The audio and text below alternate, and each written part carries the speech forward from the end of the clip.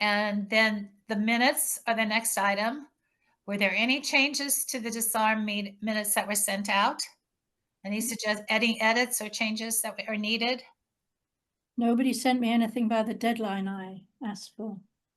Okay, so that means that they stand as last disseminated. Okay, so now we're into hot topics. And the first one is the Gaza-Israel situation. And if anyone has anything to say. Ooh. Right. So Odile, who usually has something to do, has left her desk.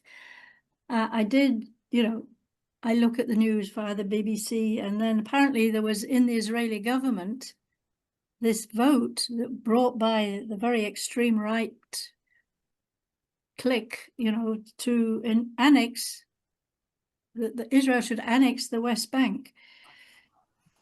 Netanyahu said it wasn't his intention, but these other people want to do it. And does anybody remember, was it actually passed, or it was just an idea that wasn't passed? I just remember the idea announcement. Well, what happened is that Trump said no, they cannot do that. Trump said no. Yeah, right. And we know how much we trust and believe and count on that. So anyway, good to know, though. That's what I heard. So. Ongoing. Yeah, but it's not just Trump, it's his team also. Yeah, Vance was there. Vance was visiting Israel.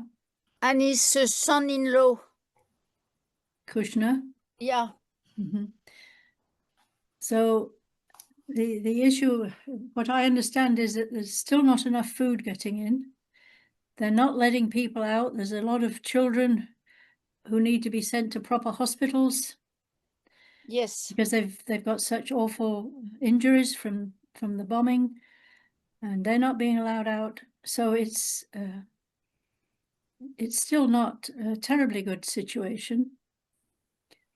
I just wrote an e-news for the Middle East Committee about the children that need prosthetic help and what happened to them. And one thing that shocked me a lot is that the children themselves, when they are amputee, they use a drain pipe in the ground to put their legs on to walk. What does that mean? They put their amputation there. How do you call that? The stump. Prosthetic. Yeah, the stump. They put their stump into a drain pipe to use as a prosthetic. Because they don't have a real one, so that they're using the best things they can. Yeah, so they can use, so they can walk a little. So it's a piece of a drain pipe. A piece of a drain pipe. Mm-hmm. Mm-hmm. Just it's disgusting. Mm-hmm. Mm-hmm. Yeah, it's terrible. So when Cheryl and I were lobbying Tuesday in the Senate buildings, we saw Medea Benjamin, and she was there about the 16-year-old American boy. He has Palestinian parents. I think, and he's 16. Anyway, there was and he's in prison still, and they want Trump to get him, or they want him out. And there was a big article in the Washington Post today on him. So, yeah, but they didn't mention anybody like Medea on it. But they did. As you know, Medea is there every day. We went to have lunch in the cafeteria in the bottom of Dirksen, and there she was sitting with her computer. So we greeted her and sat next to her and talked to her about various things. I mean, she's indefatigable. So, yeah, she's amazing. I see Alan's hand up. Yes, I heard a discussion with a man from Gaza who urged that we add to our concerns and demands, besides the getting of the hostages back in their bodies, And he said there's an Egyptian team that has been allowed in to help in the recovery effort with equipment to get into the tunnels and whatever. And that team should be instructed to continue so that there's maybe 10,000 bodies of Palestinians that are buried in the rubble in Gaza should also be part of the recovery effort. He said we should not forget that urgency, that all families there feel one way or another. And while it's important to return the hostage bodies, the real need in terms of their concern and families is that we remember that the return of the excavation and recovery of all the bodies of all the people who have been lost should be part of our call. So I wanted to add that on. It was a very moving discussion he had of how completely unsafe everything is. You do not know where the bomb is going to come next. Whatever they say, there is no trust for the Israelis. Alan, what was the website? It was on Doctor Against Genocide? Doctors Against Genocide. And there's an international conference who've got scholars on the Holocaust and genocide going on in Johannesburg. And this Doctors Against Genocide sort of code pinked the conference and broke into it. They were welcome, but they were not part of their program. And they affirmed that the genocide was going on right now in Gaza, in Sudan, in Congo, and that these scholars should not forget the actual presence of what they're talking about. And first, the person who's the head of that, who's based in Michigan, intervened in one of the discussions with a lot of pushback from the moderators, but then a lot of support from the audience.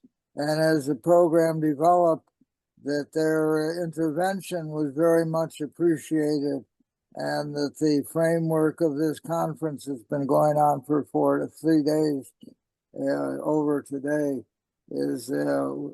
was much welcome. They were encouraged by the response they got. Go ahead, Can I- Cheryl. Yes, so another report I read was that so Palestinian hostages that Israel held of Palestinians, their bodies are being returned to Gaza, and they are being inspected by medical teams, and they are finding evidence of torture on those bodies of Palestinian hostages that were held in Israel. Just Right. it's Yeah. fortunately a common event in war is that people tend to torture other people. And I just wanted to say that Ireland elected a woman who really was open about her hatred of what's happening of the genocide. And so that bodes well for people. Anyway, so that was and she sounds wonderful. So very exciting to have her elected. Elected as head of what? Is it? President of Ireland. Yeah, President of Ireland. Which is not, it's not an honorific. It is it's a working president. She voted in and by 60% of the populations. Like I guess it was amazing that people didn't think she had a chance at first. Yeah. So anyway, okay, Gloria. Bodes well. Yeah. I'm putting, Gloria, I'm putting in the email in the chat where that meeting is going to be talked about, okay? You asked a question, I'm just answering it between doing everything else. Okay, I had something I was going to ask, and now I've forgotten it due to all the jabber in between. It may come back. Okay, I know how these things happen, that's for sure. Okay, I think we should go on to Ukraine-Russia war. Just Horribly upsetting. So Gloria, has is that- anybody attended any? I know there's been some webinars Mm. on this war. Oh, I know what it is, and it does go with the Ukraine-Russia war. I think Diane Blaze and I attended the Guan meeting. That was, what was that, yesterday? Well, anyway, it was recent. Yeah, it was yesterday, Saturday. And, you know, I don't know. I go to so many meetings, I forget what day they were. Yeah, it's hard. So, but I don't see the report or any kind of a mention in our agenda items. Do we have any time to talk about that? Yes, it's item 5, little 8C. Oh, okay. I'll look for it. Thanks. It's one of the 4 things that are always under other issue committees and working groups. Oh, I see. Uh-huh.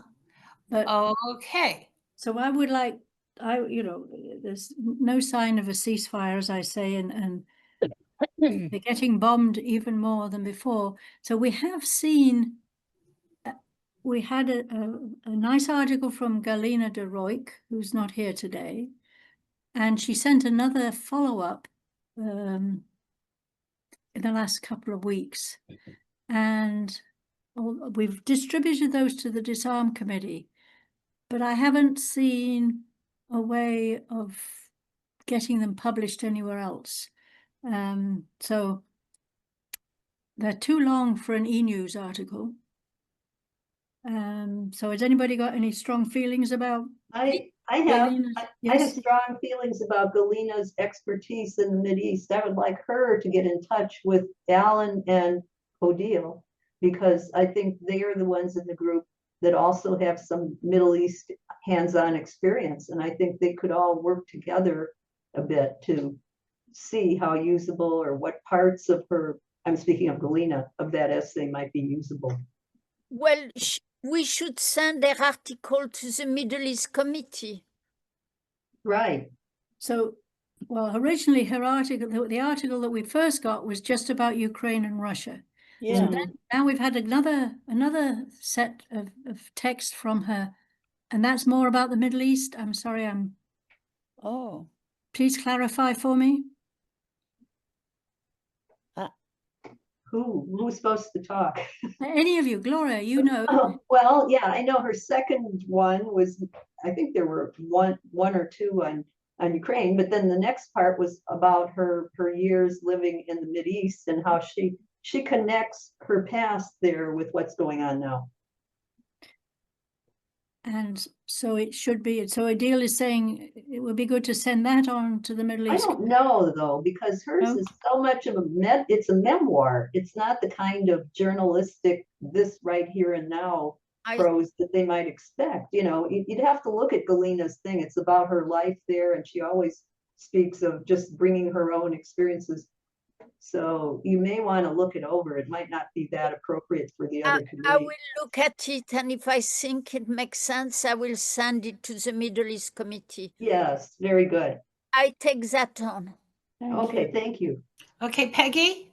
well, I just remember when I read it, I responded immediately saying that I thought we should get this published somewhere that other people would see it. And I'm not that knowledgeable about what can be published where, but I think maybe that Slick magazine would be a place for something that's sort of informal but deep. You talk about her Ukraine-Russia article Yeah, now? well, actually, I'm not remembering the second one. So it's the but first one. I remember my reaction. Mhm, mhm. Well, so, I mean, somebody needs to send it on. And you said Slip magazine? I don't, you know, if I can just interject, because I work with these magazines a lot, you know, the PNF does have standards, and I think it would have to be revised into a more WILF-oriented focus.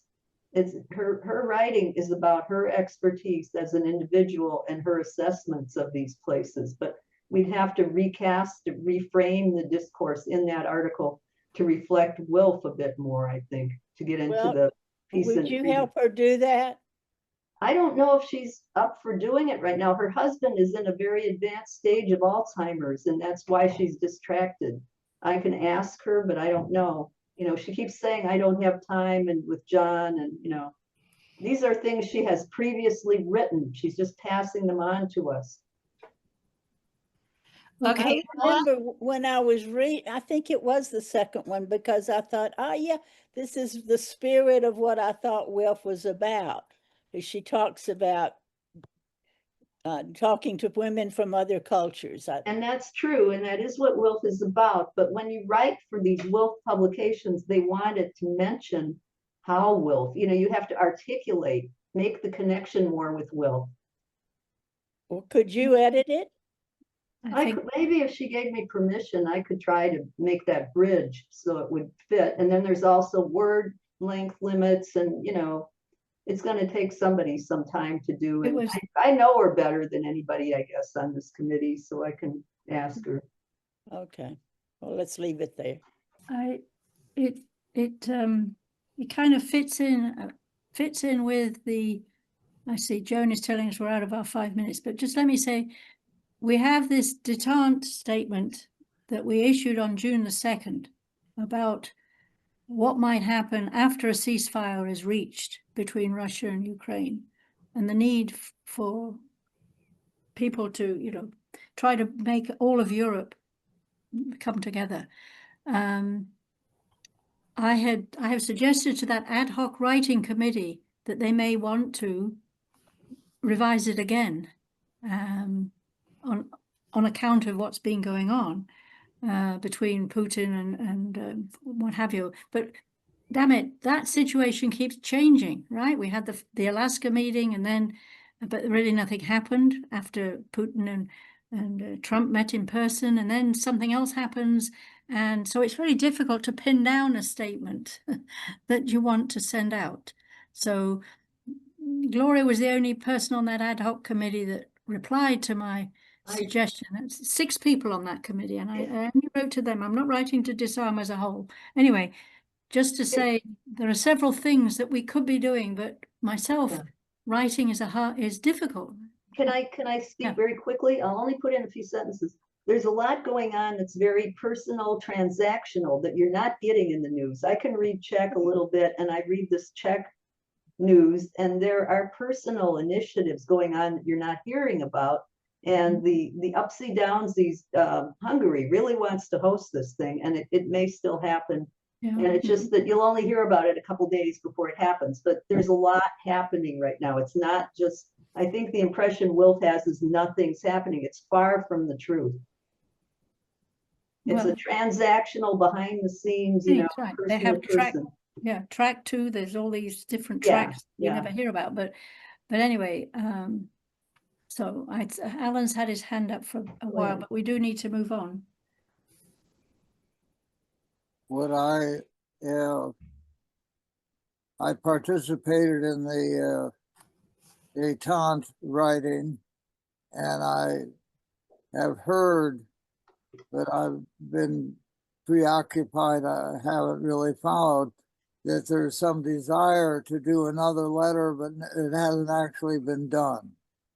And what I want to put forward again is that we should assert as a principle in areas where there is a dispute among people as to their sovereignty, their nationality, their identification, there should be plebiscite, non-militarized, supervised elections, allowing the people, and maybe it is a several stage process, to decide among themselves what kind of nationality, loyalty, identification they want.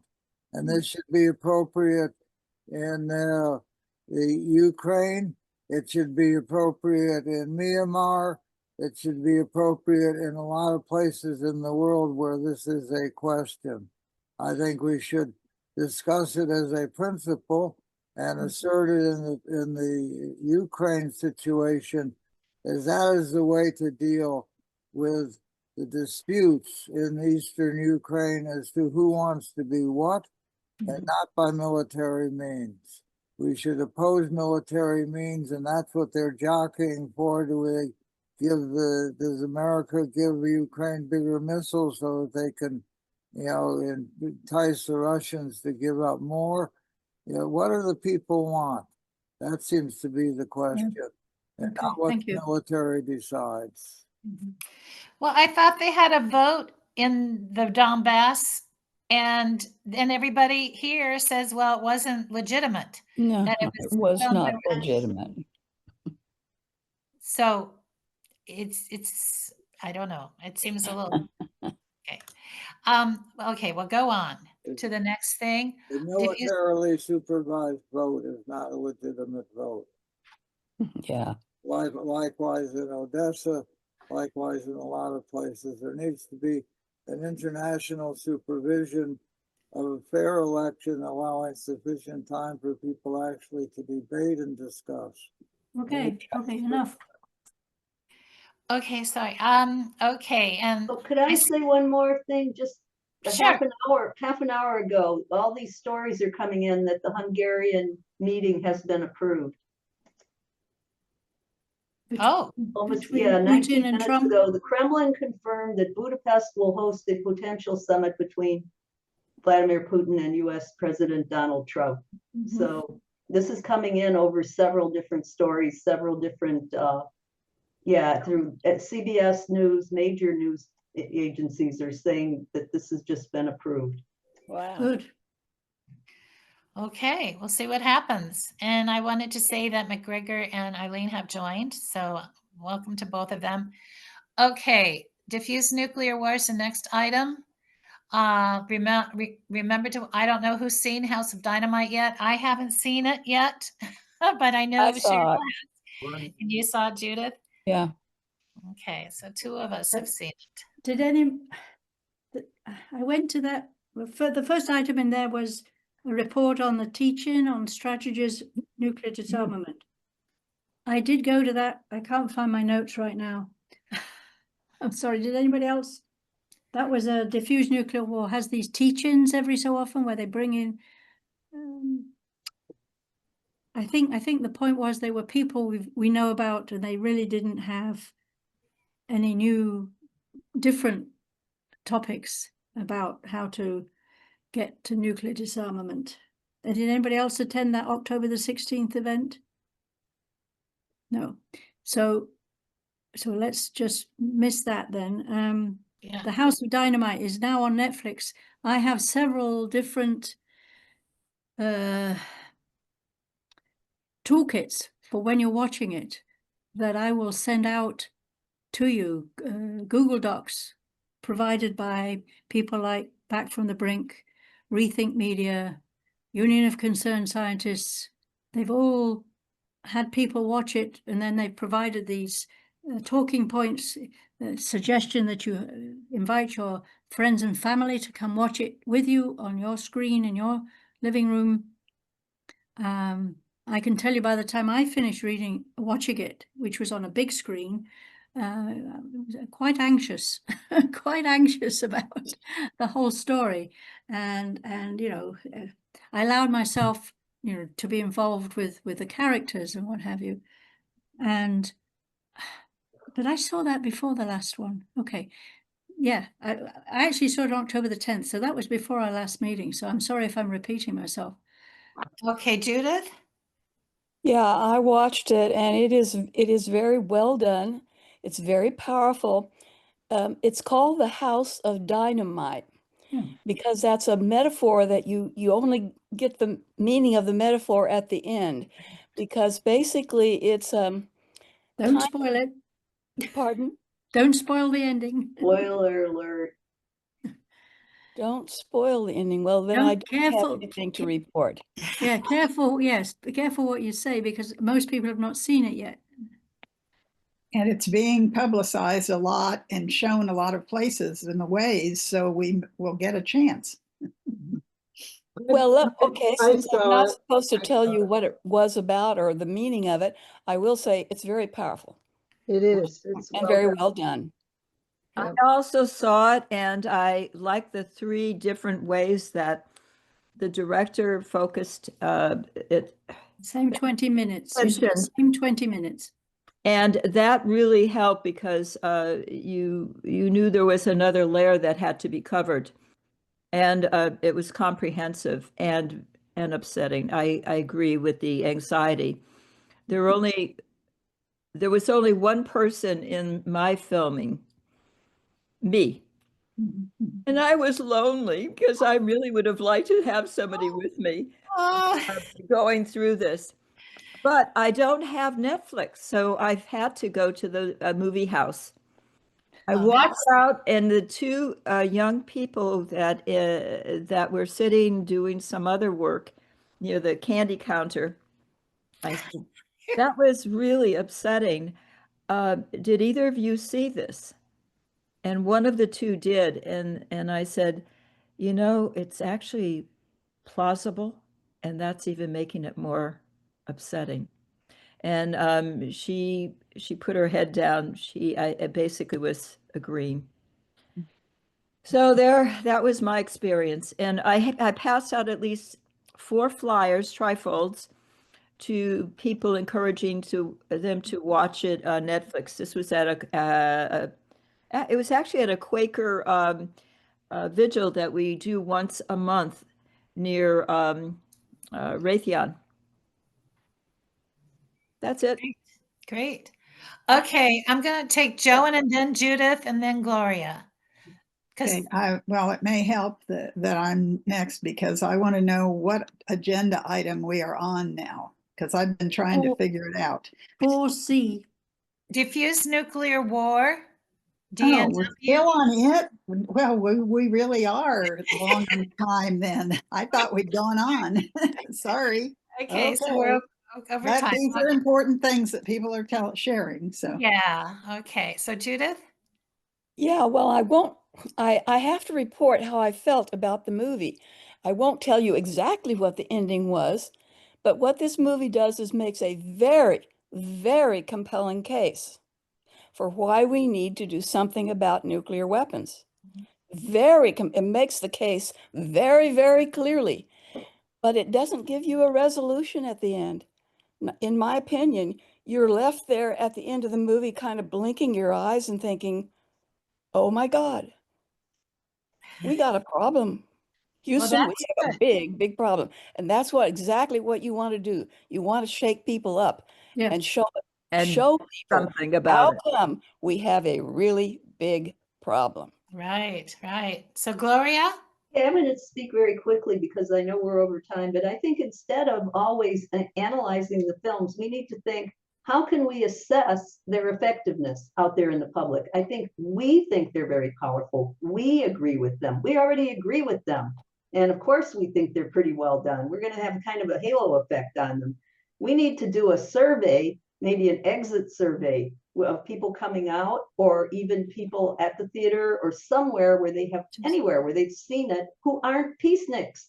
How is it affecting people outside of our little magic circle? That's my comment. What's the name of that? So it's not being shown in cinemas hardly ever. Now it's on Netflix. I did talk to the 5 groups of people that were in the cinema with me. I handed them the flyer.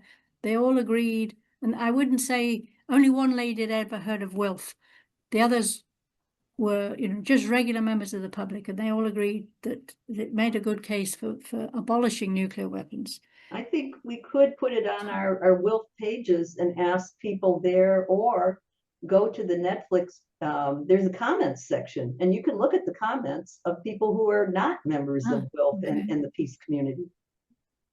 Fine. Well, then maybe somebody could take that on. I'll be happy to do that, because I think we're too inflated in our own opinion of how effective things are because we only talk to each other. Right. Okay. Thanks, Flo. I look forward to see what you find. On the next item on the agenda, which is I have my hand up. Yeah, Peggy and Odile. I have a question. Does it point to action? No. Oh. No, it doesn't. That's why we had to change our trifold, which is full of action, that the public should do now they've realized how awful nuclear weapons are. That's wonderful. But it was not written, it was written as a drama. Mhm. It's not written as advocacy. That's up to us to do that. Can we show it to the public? That's what I wanted to say. I mean, to the WILF public.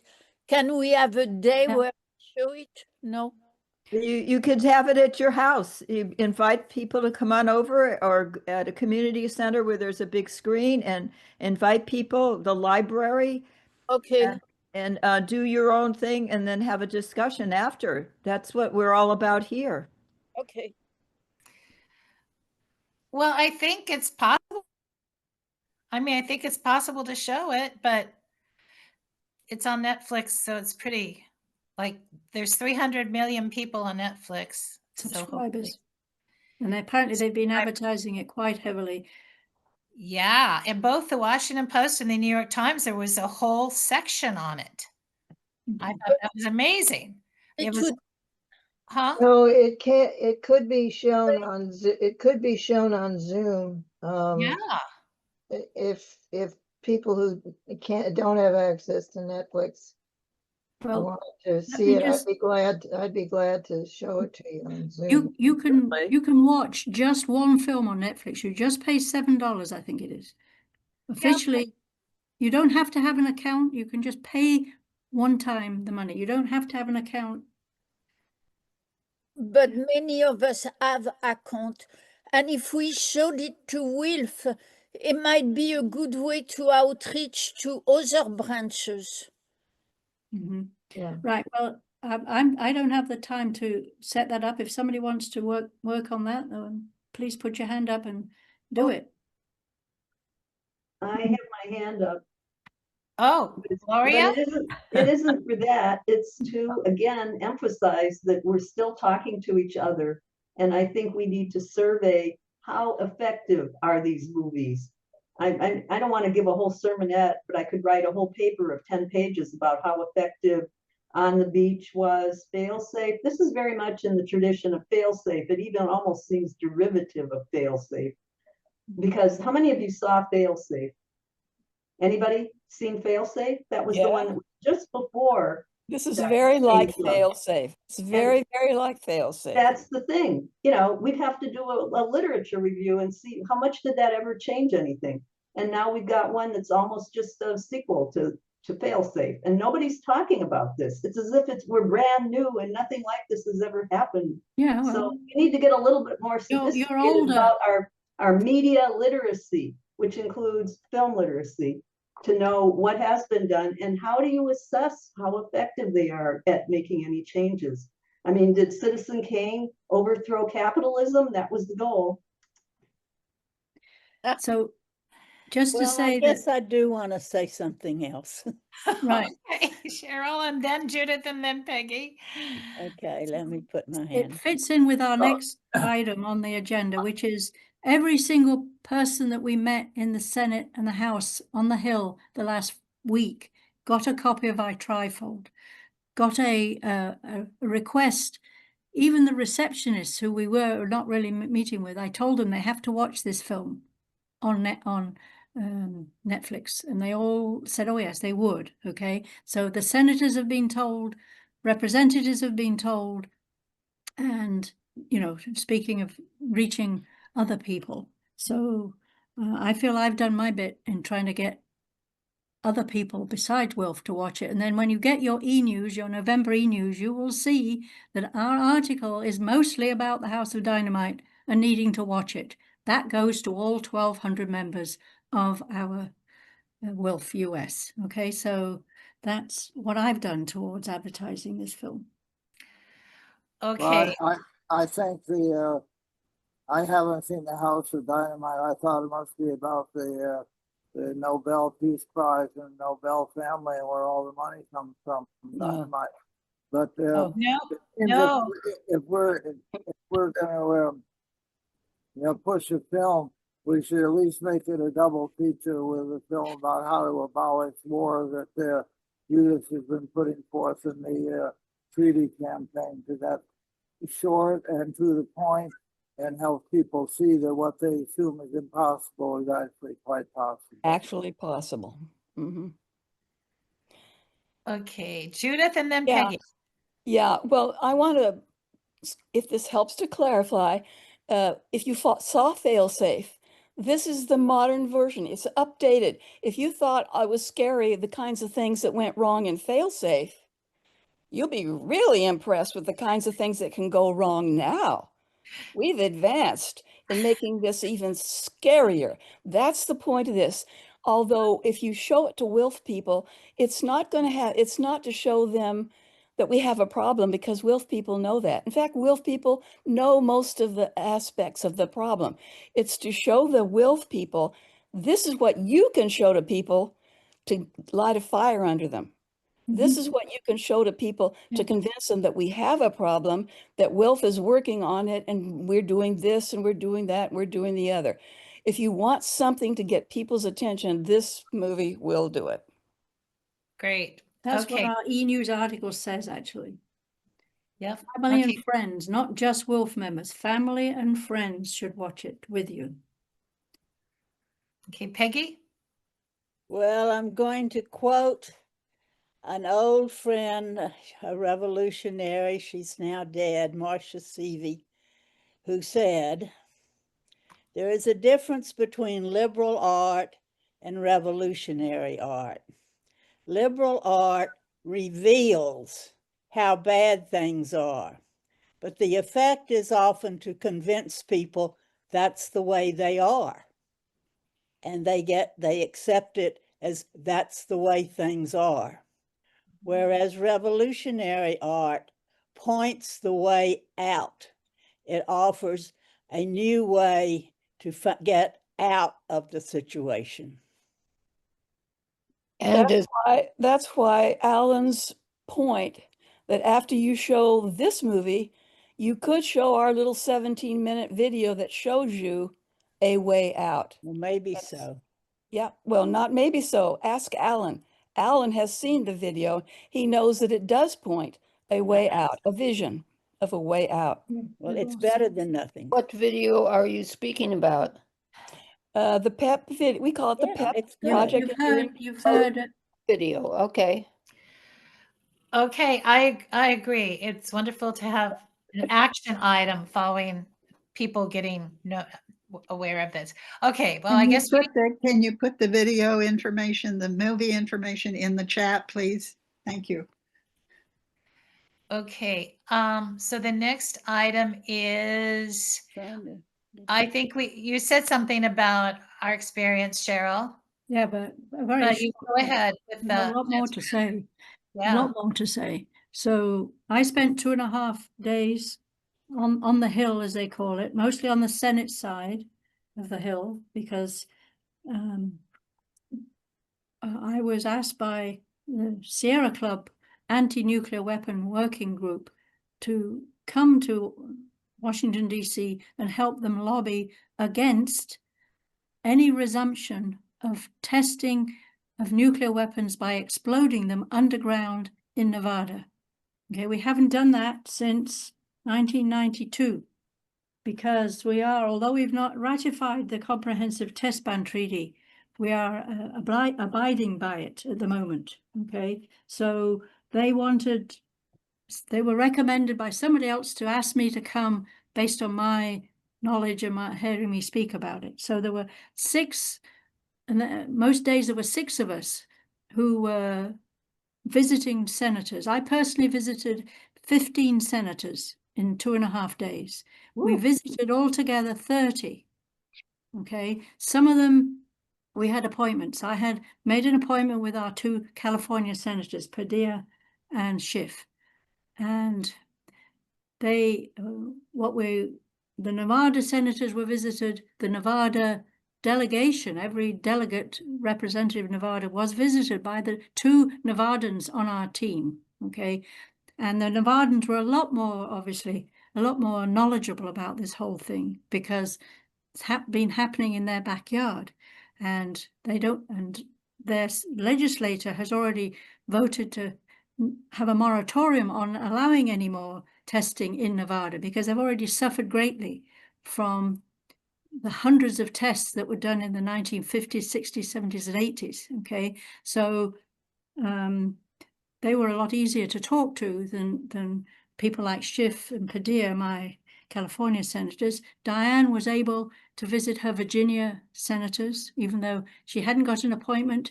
We did a lot of drop-ins, so people had not answered to say we could visit them, but we went in anyway. We had a folder full of information on this that the Sierra Club had put together. So every office we went through what's in this folder, telling them three main things: that this explosive testing of nuclear weapons is not needed, it's not wanted by the Nevadans, and it's provocative. The provocation is that Putin has said just 2 weeks ago, if the US starts doing explosive testing, we're going to restart. Everybody's mothballed, essentially, all the underground, deep down caverns that they built years ago to do this explosive testing underground. Only the North Koreans have been doing testing. Everybody else hasn't in decades. So we don't want to because if then Russia starts, then China will say, well, you're all testing, we're going to go back to testing explosively. And then if they do it, India and Pakistan, well, soon, and this is all against the NPT.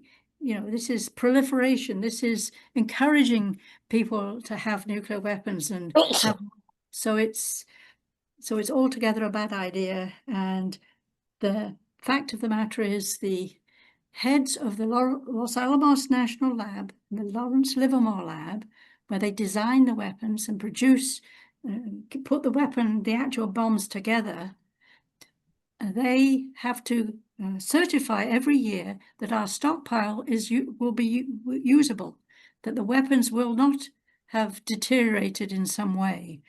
And they do that by looking at old data and running computer models. And everybody's been very happy with this situation since 1992. Very sophisticated modeling. Why does Lawrence Livermore Lab have the biggest supercomputers in the world? Because this is what they use them for. They use them to model what would happen if you did explode in an old nuclear weapon. So there's one other thing I wanted to say. So this is what we were saying. Oh, why is this raised its ugly head? Because it's in Project 2025.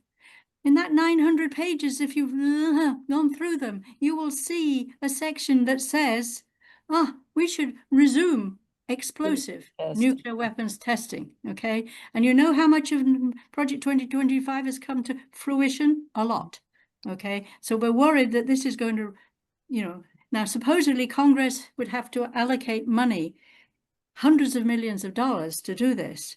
And so what we're trying to tell the senators, don't allocate any money, right? So that was, and so we got half an hour in each room, and wow, you made these arguments, handed this, and so the Nevadan delegation now is writing a letter.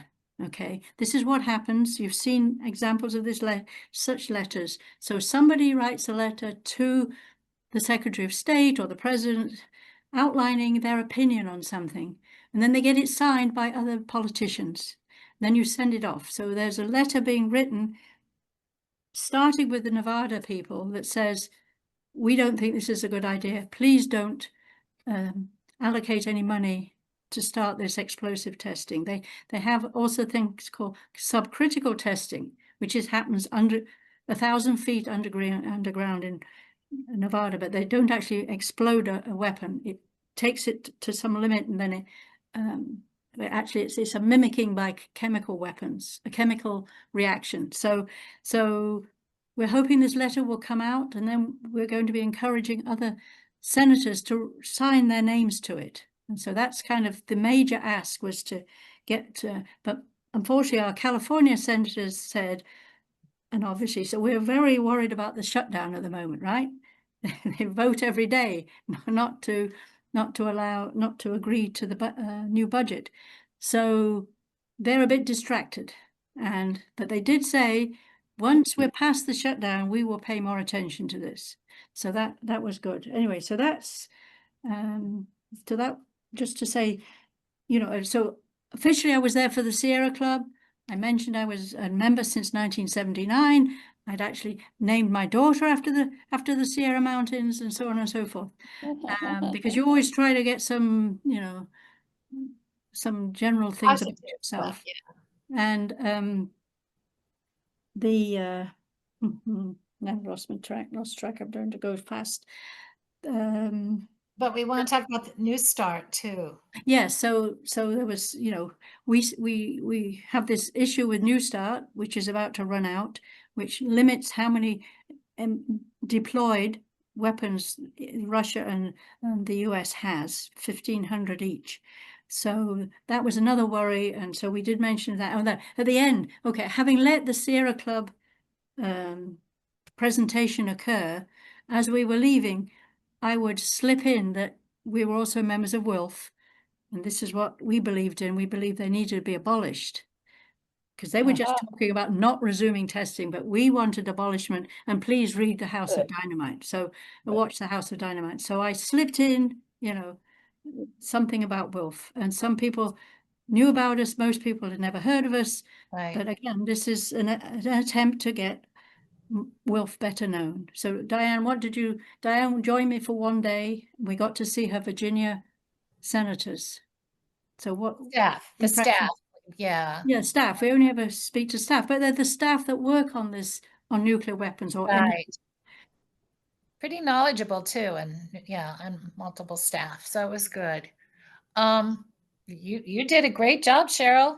I think. Well, it was very helpful to have this. There was like 8, 9 pieces of information in here that had been produced by the man in charge called Mark. So I mostly was able to, you know, refer to it, and then you handed it to them at the end, this packet of material. So it was, I've only ever done lobbying for one day when I went for the American Physical Society. Here it was 2.5 days, so it got you know, pretty tiring. I thought we did from warheads to windmills together too. No. Yes, we've done but it was only ever one day, I think. Oh, Anyway, yeah. So one day is good for me. yeah, right. So then I deliberately dropped in on a couple of Republican senators, because most of the senators we were visiting were Democrats. And I chose the Wyoming senator, Crapo, spelt Crapo, but pronounced Crapo. So to remind him, I only ever spoke to the reception staff, that, you know, he has hundreds of ICBMs in Wyoming, and so it makes him a target, and they were well aware of that. So, you know, trying to persuade them that when this letter came out not to resume testing, that maybe they would also sign it. So, and of course everybody said they have to see the letter and then they'll decide, you know, so that was the standard response. But nobody said, oh, absolutely not, never, you know, nobody said that. So yeah, so the New START treaty ends 100 days. Yes. Is it 100 days from the 28th of October? Right. So I'm going to send you all links to 3 different Google Docs, which have talking points and letters, example letters, again, to mail to your senators and the president and the Secretary of State on this, that we need. Putin has said he's willing to extend it by a year. Okay, he said that 10 days ago. And to our knowledge, Trump, not that he said it on Truth Social, has not answered yet. Okay, so the best thing to do is to let it extend for a year, and then in the meantime to develop a brand new treaty, because the New START officially cannot be renewed. That was in its original articles. So we need a new treaty that will do this limiting of how many deployed weapons, because the US and Russia have a lot more weapons than the 1,500 they're allowed to deploy. That means having on submarines, in bombers, and in the ICBMs. So we need to keep that limit. Of course, we'd like to lower it. We'd like to get rid of them all. Yes. But at the very least, we can limit the number that's out there ready. You know the story. 20 minutes, and you'll see it in the House of Dynamite. 20 minutes that the president has to decide, is he going to let go our ICBMs at the enemy who's just sent an ICBM or many towards us. So it's very important to Kudos, get that kudos used to up. the both of you for doing that. That's No, a job well done. thank you, thank you. Thank you. Gloria? Raised at the Guan meeting, Ula and Lisa Launen, I can't say her name, it's the Finnish, Launeri, I think it is. We're talking about, they have 0 minutes to get ready because of what we're planning to put into Sweden. It won't be 15 minutes for Russia, it will be Yeah. 0 minutes. Right. Well, it sounds like, oh, right. They're going to be livid. They're not wanting this. Imagine if the shoe were on the other foot and it were 0 minutes. There wouldn't be a movie, House of Dynamite. It would already be blown up. Right. So, Yeah. this is serious stuff, putting it right up on their border with 0 minutes to even get to any shelters or anything. Right. It's just a few minutes if depending on where they're coming from in Russia. Their weapons are not in Moscow. Their weapons are somewhere in the middle of their country. So anyway, but it's even less than 20 minutes. Yeah. Significantly less. Okay, Eileen? Yeah, this is just a quick. I listened to the podcast that Ralph Nader put out this week, and he was interviewing Brandy Lee, the psychiatrist who has been on the bandwagon with many others, talking about psychosociopathic.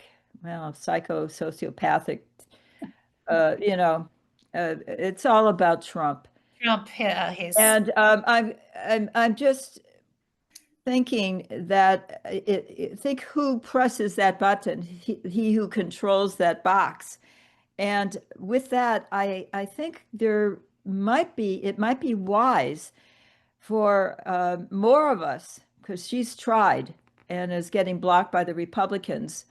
There'll be more of us should be talking about the stability of a president who is the only person of all the people who work with nukes, the people in the submarines, the people who are in those silos or near them, people in Los Alamos, they all have psychological testing in order to work their jobs, but not the president. Not the president. The box. Oh my God. Good point. Well, she Alan. has done studies and says that he has a rating of 36 out of 40. Anything over Perfect. 30 is very, very problematic. But he's way above that. So Yeah. And his cronies from Brandy Lee's description have either the same profiles or tendencies to them. Yeah. That's the 2025 crowd. Yeah. And the way he walks today, I saw a physical therapist said for sure he had a stroke. Oh my. Oh. You mean well, he's in Malaysia at the moment, and you saw him walking around? Somebody saw him walking around. They saw him. They analyze the way he walks, and they say this man had a stroke Sometime in the sometime in the past.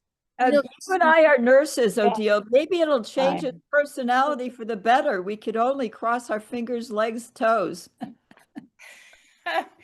Yeah, it's good to be able to be dismayed and also to laugh for some relief, but unfortunately we have to go on to the next item. yes. Thanks, Sharon. Which is the World Beyond War Conference, which I know McGregor has attended very much all throughout, I believe.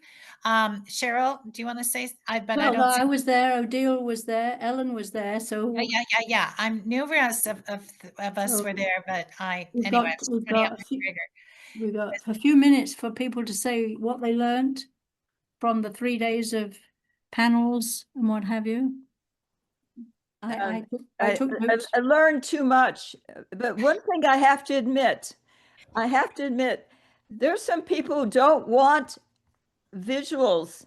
They want only names. They don't want visuals of people because it uses more energy. So I shut off my picture. Right. All right. Oh, Mm. Well, it also helps the bandwidth in general. I learned that Native people are really evolving and offering self-help to their community and getting very smart about doing this. I was impressed by the level of knowledge and self-help that they were giving, and especially the people. Manitoba. no, No, Toronto. no, the Machupa that are from South Central Chile, Southwest Oh, It's Argentina, Chile and Manitoba. Yes. and And Canada. Patagonia. I was very impressed by their knowledge Me and too. what needs to be done to advance their community. Yeah. But also, yeah, there was a Anishinaabe woman that was very good, also from Canada, Manitoba, like you say. Right. And then our own Ray Atchison was on the very first panel, making the case for needing to, the whole, so just let's remind everybody, the whole conference was exploring abolition movements. Okay, so it was all about movements that already exist that are moving to abolish something or other, not necessarily weapons, but Ray Atchison talked about trying to abolish nuclear weapons. And she talked about Everyone who has registered is going to get recordings. right, the recordings are available. But Hopefully you can share. what pleased me in particular was I was in a breakout room. Well, I was in two. The first time I was put in the breakout room with David Swanson, who is the head of executive director of World Beyond War, and Alice Slater, who we know always complains that we aren't doing enough, that the reform is not enough. And today I was put in a breakout room with a woman from Norway. So, and the man who runs the US Peace Memorial Organization. Knox. Michael Knox. And this lady, so I mentioned that we had written a letter complaining about Machado's choice, being chosen as the Peace Prize winner. And we'd sent it to the Nobel Peace Prize Committee. She says, oh yeah, we're up in arms about it too. There's a lot of peace organizations in Norway who are also complaining. And usually when the Peace Prize is announced, they hold a party to celebrate the person. But this year, they're not holding any parties to celebrate Machado, the peace groups. And so she was very pleased to hear that we had sent a letter. Diane, I don't suppose you've had an answer from them. No. It came from your email address. So Diane sent the letter after quite a lot of adjustments were made, and then Diane put it on letterhead. It looks great. I sent it to my branch and I got 2 feedbacks immediately. This is great. Yeah. Yeah. Good. So just, it was so happens I was in a room with it because there were people from all over the world at this conference, although I would, there was like 100 people at once, which I thought was a bit disappointing because I know the World Beyond War's email list is much bigger than ours. But anyway, so that was interesting that the peace groups in Norway were unhappy too. Let me see. Ray Atchison, of course, talked about profiteering and things like that. What about her message about feminism? Because she yes, better. she was less so on that. Okay. I think less so on that. Yes, this colonial, the fact that so many countries are being colonialized and now they're trying to decolonialize themselves, and honoring indigenous peoples was a whole thing. There was a man from New Zealand who talked about what his organization is doing. A remarkable number of people have been to prison who were on this meeting. In this meeting. Really? I didn't pick that up. Okay. So yeah, he'd been in prison. Then other people talked about having been in prison. I don't remember what he was in prison for, but anyway. Well, they want abolition of the prisons and the Yes, yeah. police, and so that was all involved too. Right. How to change that. So it's Oh, Kathy Kennedy was wrapping up today. I missed Friday. But when she wrapped up, she talked about a friend she was driving in a car with, and they passed a prison in the US, and they were comparing it with Afghanistan prisons, or another country, I think it was Afghanistan.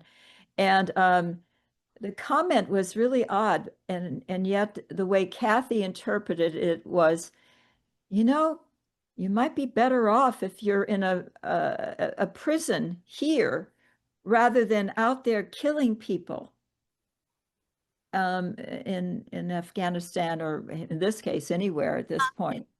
Iraq. But that was an interesting message that she finalized with. I thought so too. Yeah. Okay, Judith? Yeah, just a little different. I didn't sit in on all of those. I heard David Swanson's introduction. He did a very, very powerful, very thorough, very good job of explaining how would I put the problems that we have in the world right now, all the tentacles of the war system and of making war, and pointing out the problems that we need to solve. In fact, I thought it was mostly about pointing out the problems as opposed to offering solutions. Because like Alan, I'm always looking for what is the solution. And from David, I tend to get what the problem is, but not always what the solution is. But that was his section, but it was very well done, beautifully done. And then the other thing that I was impressed with was a training on nonviolent protest, nonviolent actions, how you do them. And it was very educational. I thought I knew everything about how to do that. And I found out that there was a lot of research and knowledge that has gone into talking about how do you diffuse a situation? What is the attitude you should have? And how do you get to be in the right attitude in order to be able to diffuse something well, and things like that. So that was available too to people who came to this conference, how to do things, That was this afternoon, so it's at the end of well, for those of you who signed up but couldn't make much of it, that's a Sunday session. Yes, that was very interesting, and they had examples of videos of people doing that. Right. This wasn't in particular. This was conflict between two people on the subway or in a bar. How one might, seeing that something wrong is happening, how you might intervene and how you should make a decision. And the one idea, of course, was to engage somebody else to help. Don't go in by yourself. If there's somebody else in authority, like the barman in a bar, you don't do the thing. You ask the barman to go and intervene in this situation where a woman's being harassed by some people. So, or as a woman, go over and support the woman. Yes, but yeah, but the one that I remember was, you delegate to somebody else. It was really cute. There was one scene where a couple who knew each other were having almost fisticuffs, although the guy was about to kick her. And this man came down with his bag on the subway chips and just stood in between the two of them and kept on eating chips. Yeah. To use that situation. And that became an item. And it got in the news, or else it was somebody videotaped it, so it was available. It ran around, and that made people think about other things I suspect they could do to diffuse.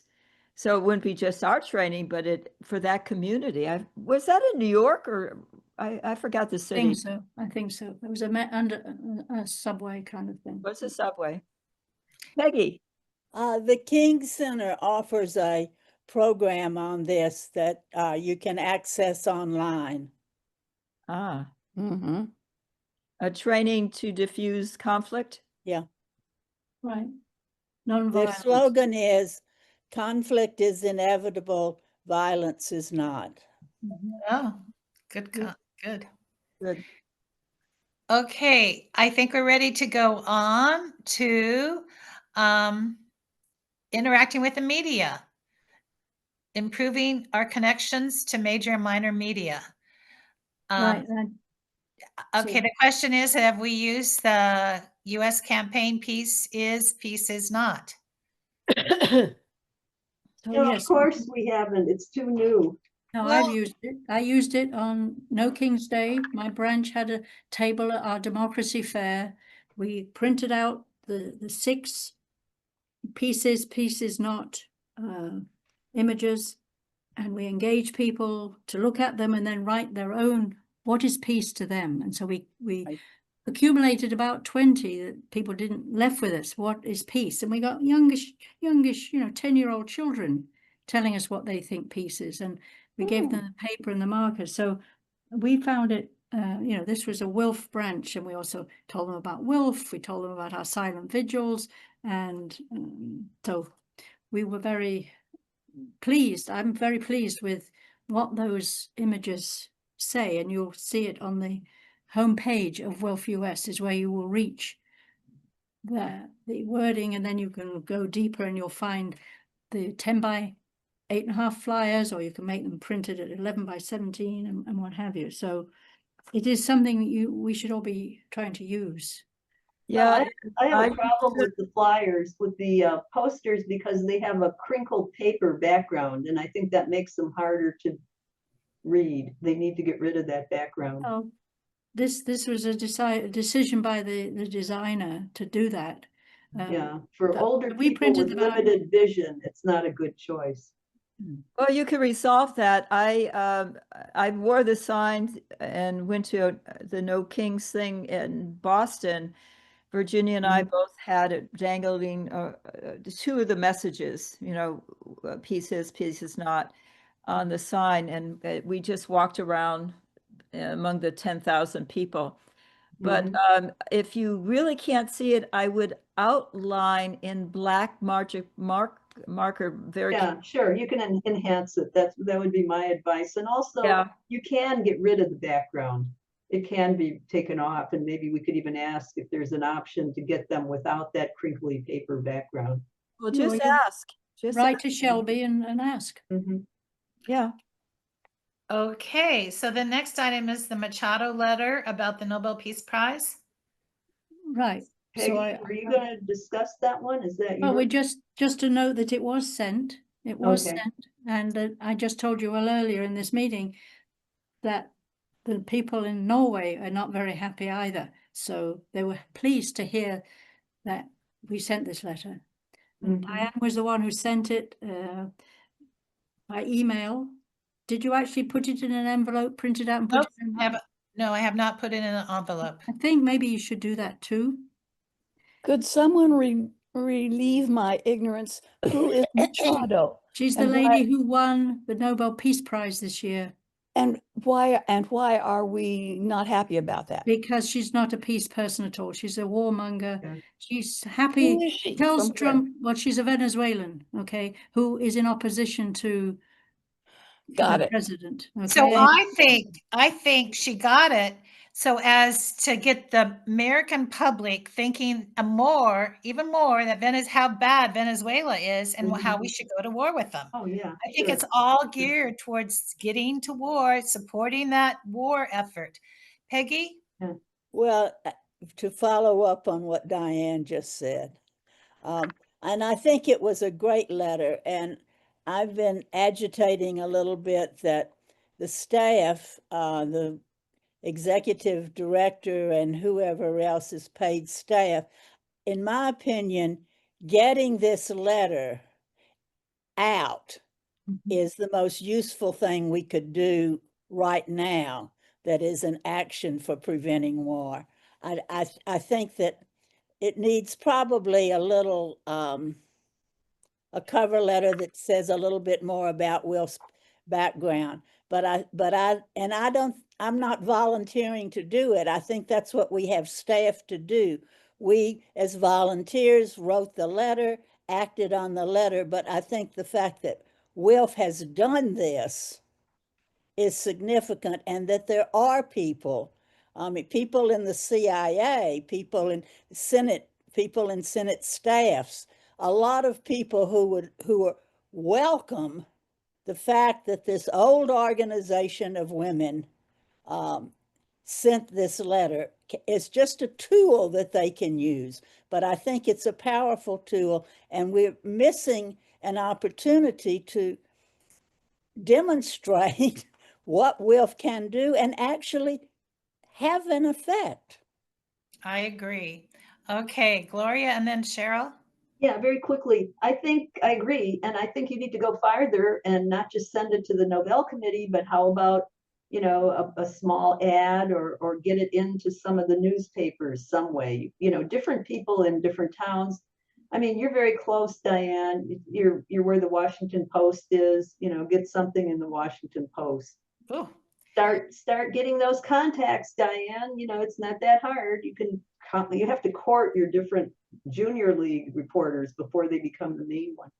But I think that's the kind of thing where it would get out to the public, because the public is what they're influencing. Just talking to the committee, it's a done deal already, but we want to talk to the public who they are trying to influence with this award, because that's what it is. It's an influencer, as they call it right. now.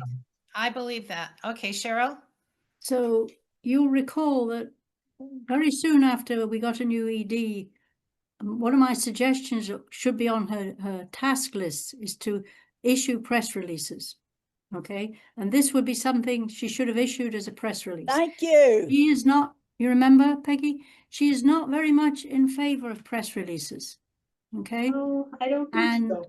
And so this, I think, is unfortunate. She was away on her annual vacation for 10 days in Geneva.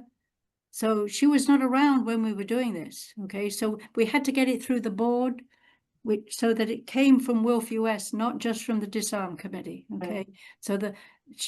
So we got the board's okay somehow. Diane arranged. It dribbled in, approvals dribbled in, and had to be counted and kept track of, and edits and everything. So I, personally, I think we should have a press release list. These are the people at the newspapers who we send things to. Absolutely. We also need to get acquainted with the reporters. They ignore. That's her job. That's a scattershot. You know, you go into the circular Gloria, we have a paid person to do that. Okay. Thank you. I continue to be perplexed why she doesn't want to do it. Now maybe she's going to change her mind. I don't know.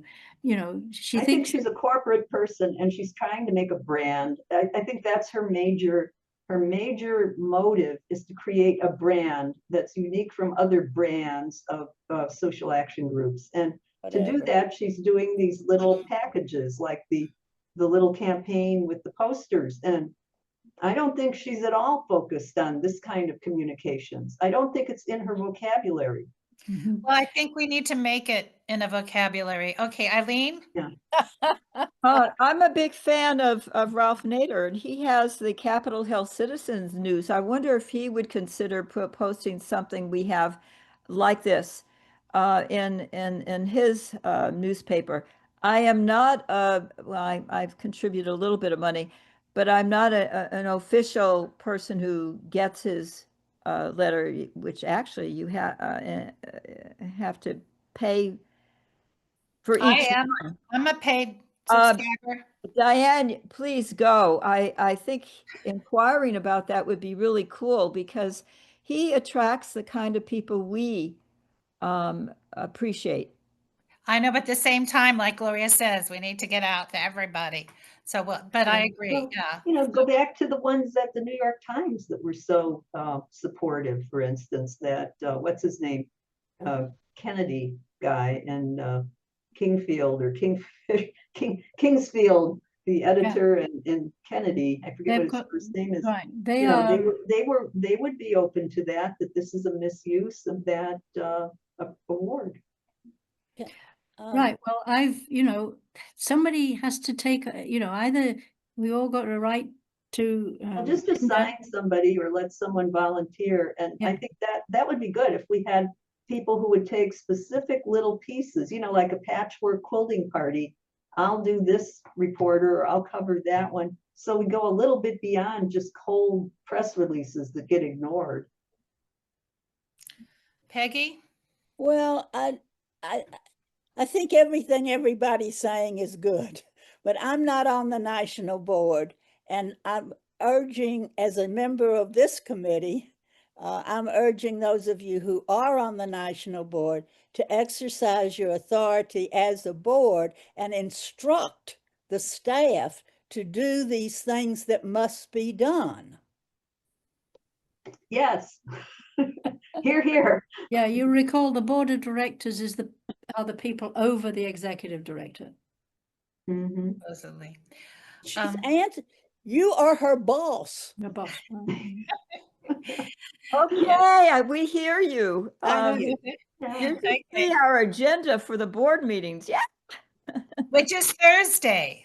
So we have one, or Wednesday. Politely instruct her on to do what you tell her to do. Yes, I agree with Peggy. I she's think we paid for that purpose. Yeah, because if she doesn't know it, she'll find out.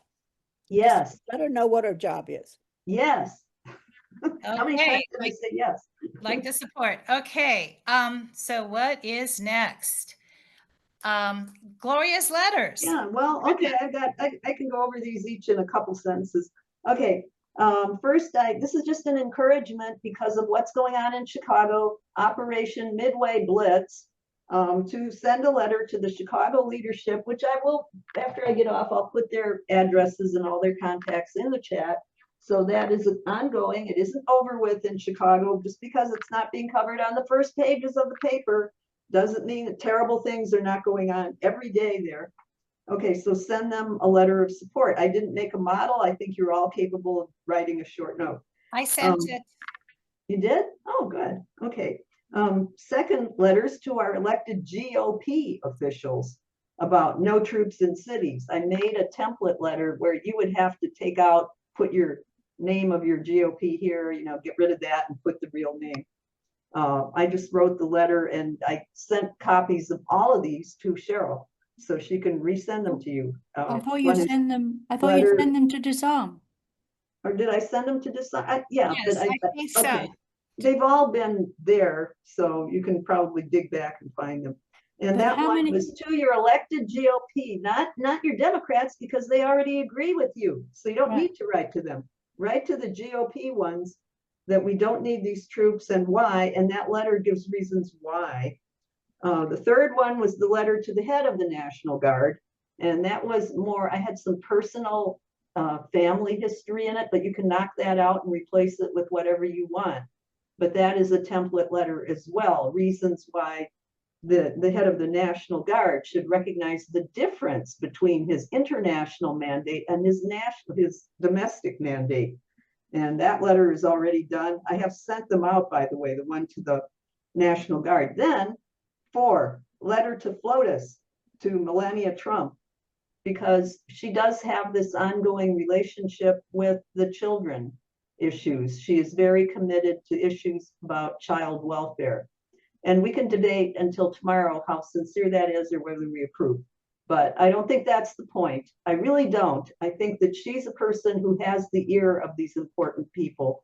She can talk to Putin. So sent her a letter why we think that some of these children welfare things she did, like getting the children returned to Ukraine, are promising. I'll go that far.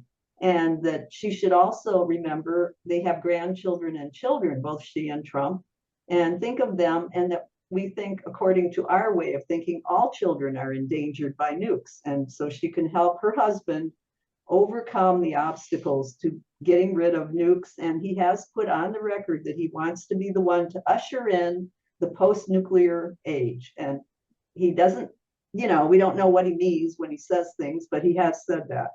So my thinking is you don't laugh at this. You go ahead and you write to these people, because look at the UN. People hate each other. They hate each other's countries. They hate what each other's countries are doing, but they talk to each other. And that when you say, I wouldn't talk to that person is hopeless. Don't do that, because in rhetoric, you have to be in the room to have any effect at all. And this gets you 1 foot into the room. So I have already sent off the letter to Melania Trump just from me as a member of WILPF, but you have that letter and it can be revised, it can be worked on. Did you send it? Did you have, just Gloria, does she have a website where you? Yeah, oh, she has a very developed website where she talks about these scholarships and getting STEM help for these. It's especially for foster children, and she actually cites statistics. Right, and then, but is there a place? Could I finish my sentence just a minute? 40% of foster children on her website, she said, never graduate from high school. Now that was off of her website, so she's not just an airhead. There are some things she's trying to do. So is there a place on her website where we would write to her? Is there a contact form? I believe so. Is that what you use? I didn't particularly look for it because we're doing a letter and we have her address, and contact forms are like, go right into the circular file. So you sent it by regular mail to the White House? I sent it to the White House. You could also send it to Mar-a-Lago. I have her address at Mar-a-Lago too, and at the Trump Tower in New York City. I have 3 addresses for her. This is a woman who's very distancing herself from, and by the way, she is pro-choice. I don't know if you all remember that, but she continues to be pro-choice. Well, and I do know that they say that letters take a long time to reach somebody because they have to be checked for anthrax and all this other stuff. Oh, yeah, sure. So sometimes that's emails sometimes are right there, but yeah, they get mixed in. Anyway, okay, so Eileen with laws. Yeah, the last time I was on, I was telling you that I was very happy with the AI bill that got passed in California, SB 53, and that I hope to bring this to Massachusetts. I've done a little homework and I came across a WILPFer who is much more involved with the Rotarians, which also have branches all over the world, by the way, as you know. And she is more on the progressive, she's more on the left. She's like us, basically. And I had to check that out and found it to be true. She is interested in doing this as well. So I have a colleague here in Massachusetts. I sent her the bill and I sent her a message about the hub that is being built in Holyoke. It's in the Connecticut Valley in Massachusetts. The hub is a thing that the governor has gotten a lot of money to do. It's to train people for AI research, train people for using AI after, and it's using the Holyoke water power dam for energy. I was born in the early years, grew up in Holyoke, and then I crossed the bridge on the other side of the dam. And so I'm very familiar with the area. I'm hoping I can touch base with a couple of my classmates and see what's cooking. I actually went to a junior college there for a year in Holyoke, but that was like centuries ago. I'm wondering how that's involved. So I'm moving along and I'll keep you posted. Okay, sounds good. Yeah, thank you. Okay, so the next thing, other issue committees and working groups. So Earth Democracy is not, Nancy's not. Yes, I thought she was really going to try this, but she's not here. Okay, MEPJAC. Odile, did you have anything to say for MEPJAC? We had a meeting, but we still seem pretty much in limbo, searching for ways to do new things. I don't know. I don't have my notes in front of me. Okay. Well, if you come up with anything, let us know, but I think I'll go on for Guan, which had a meeting yesterday. Oh, yes, Guan. Okay, it says, okay, oh, Gloria, why don't you say something if you want? Yeah, well, I took extensive notes because I figured it was on the agenda somewhere. And we had people from about 10 or 12 countries, lots of them from Scandinavia, and I'll mention them by name as I talk about this. It's Leah Launokari. She's the one who I was trying to refer to. They had about 3 major items that they were going to forward on. And a lot of what they're doing is to prepare people for the next summit of NATO, which is going to be in 2026 in Turkey. We have to say it right, Turkey, not Turkey. So these are build-ups to that, and they're making some progress, I would say, in their organization structure. They had a guest speaker who was the main one. Her name is Donna Danina, who's a Filipina, and she started telling about her project, which is in cooperation with the IWA. Is that the International Women's Association or something like that? Alliance, the one that you all didn't want to join. Right, Yeah, that I brought forward, like it was a year or 2 ago and suggested. Okay, well, that we don't have to join it to hear about it. Okay, so they are proposing sending selfies to parliamentarians.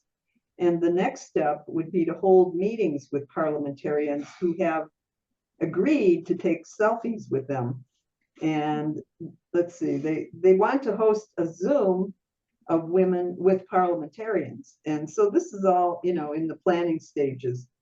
And she wants to know, how do we channel voices of women so they can be heard by the parliamentarians? And the next part of her talk was getting people, she wanted people to be aware that the US, Germany, France, and so on are now patrolling the West Philippines, or as other people call it, the South China Sea. She made a point of that. So her focus is primarily on the South China Sea issues. And so we were interested in what she had to say. She talked for about 15 minutes.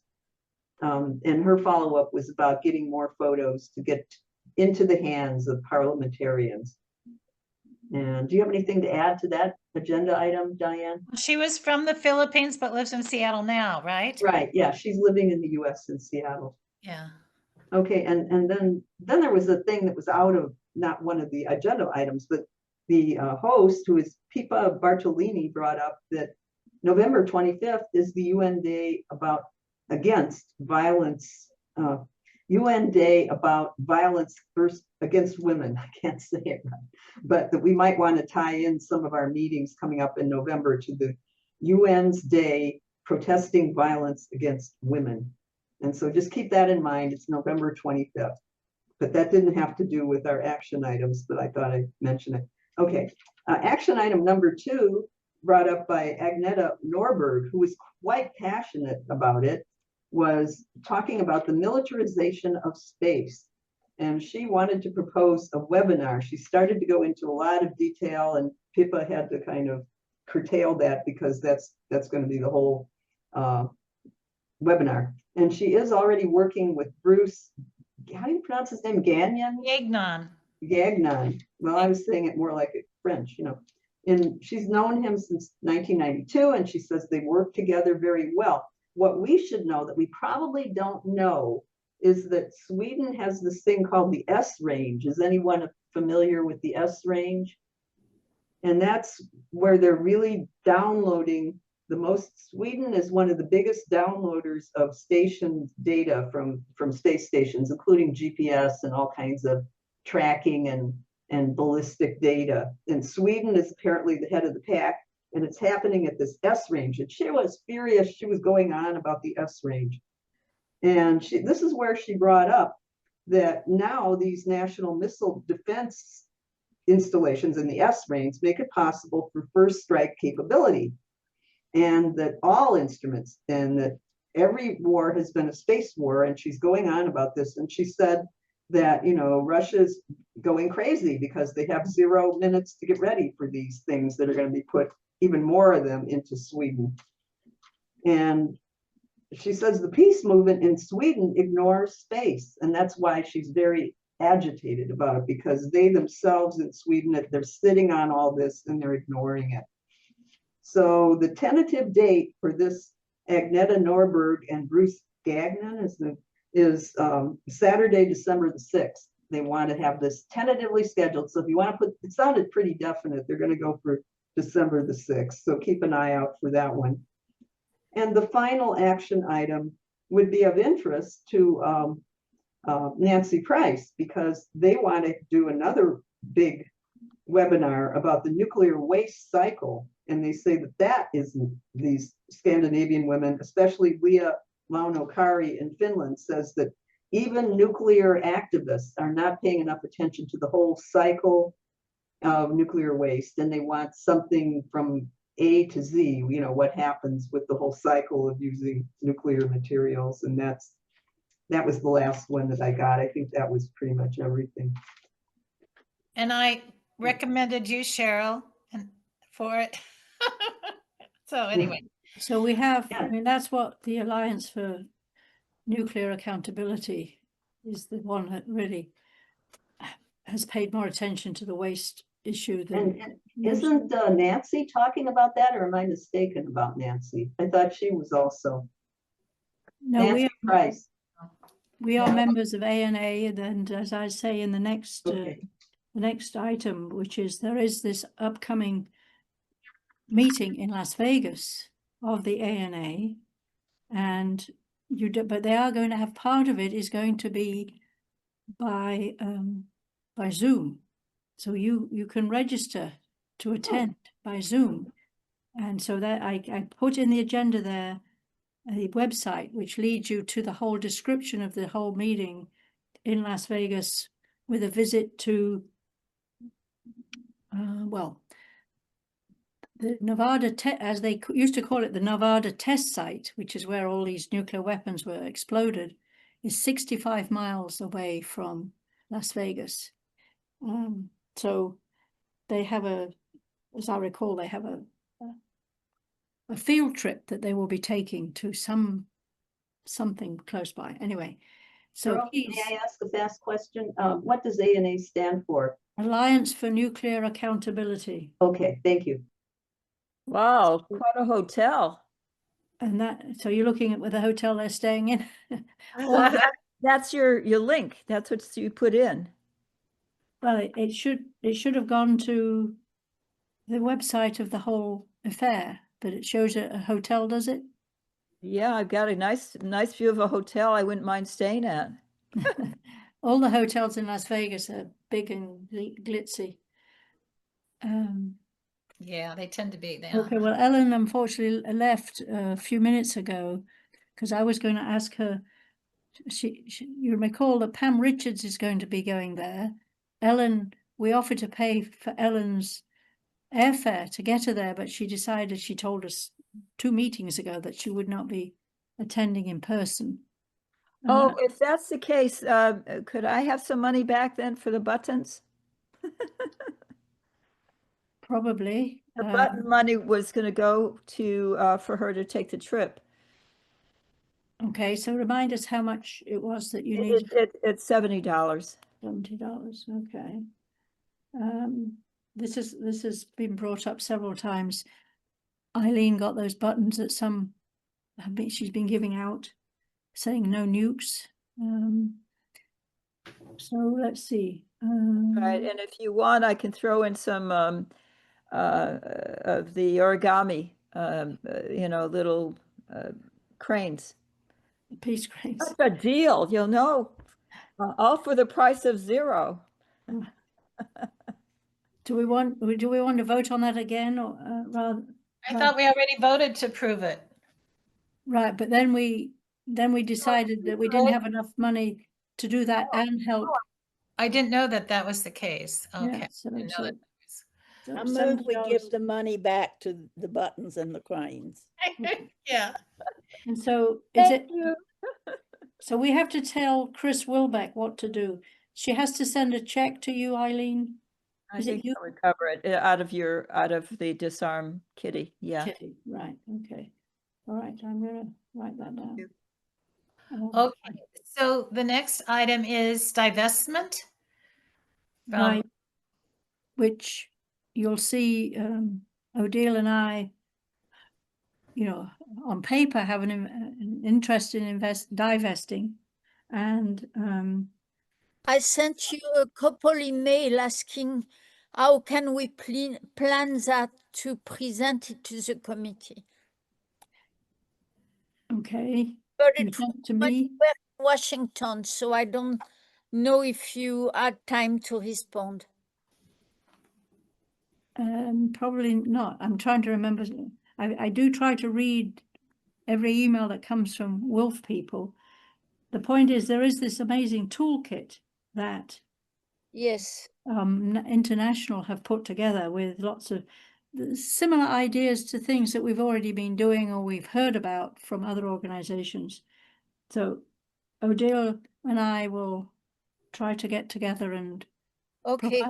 provide you, the committee, and maybe branch members things I that would really appreciate some leadership on that. I think that's really the most important way. And I'm not able to really implement it in Atlanta as much as I would like to. So I would okay, well, welcome good leadership, and I guess I can't do much more than just.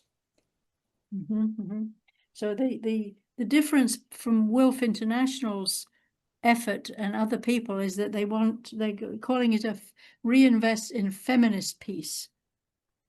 Okay, and feminist peace is often slightly different from other organizations' concept of peace.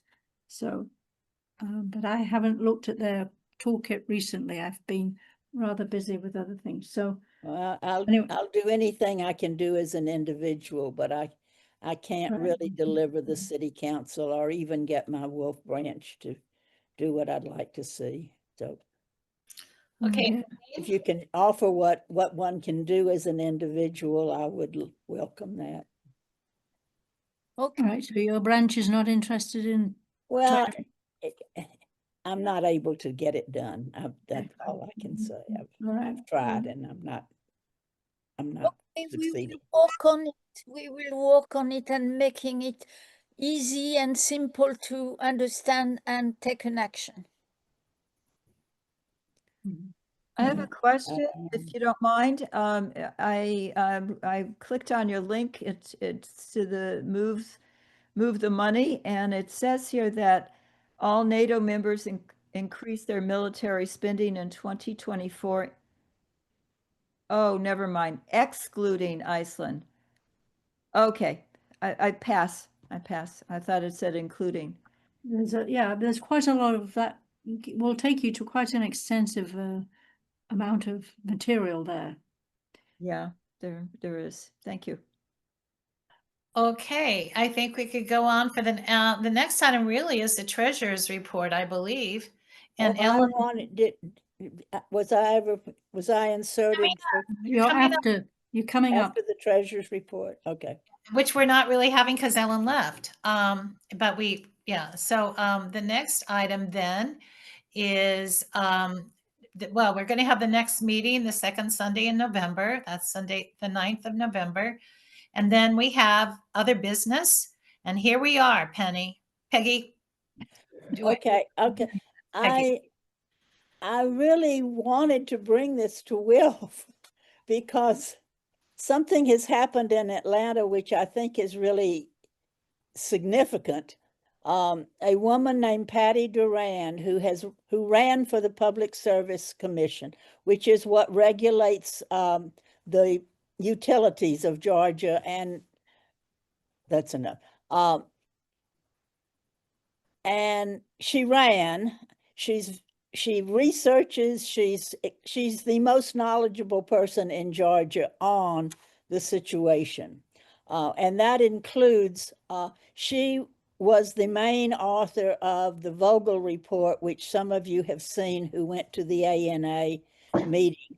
And I see it as a WILPF issue because of when you said the whole nuclear cycle, she is the person.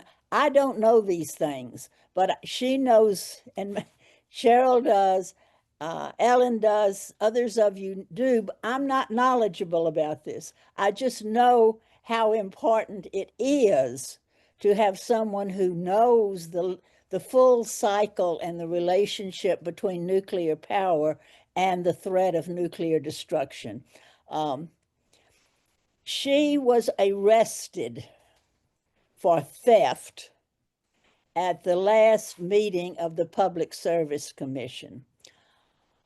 She has been very active and outspoken and persuasive in bringing to lay people like me the fact that there is so much information that the public does not have.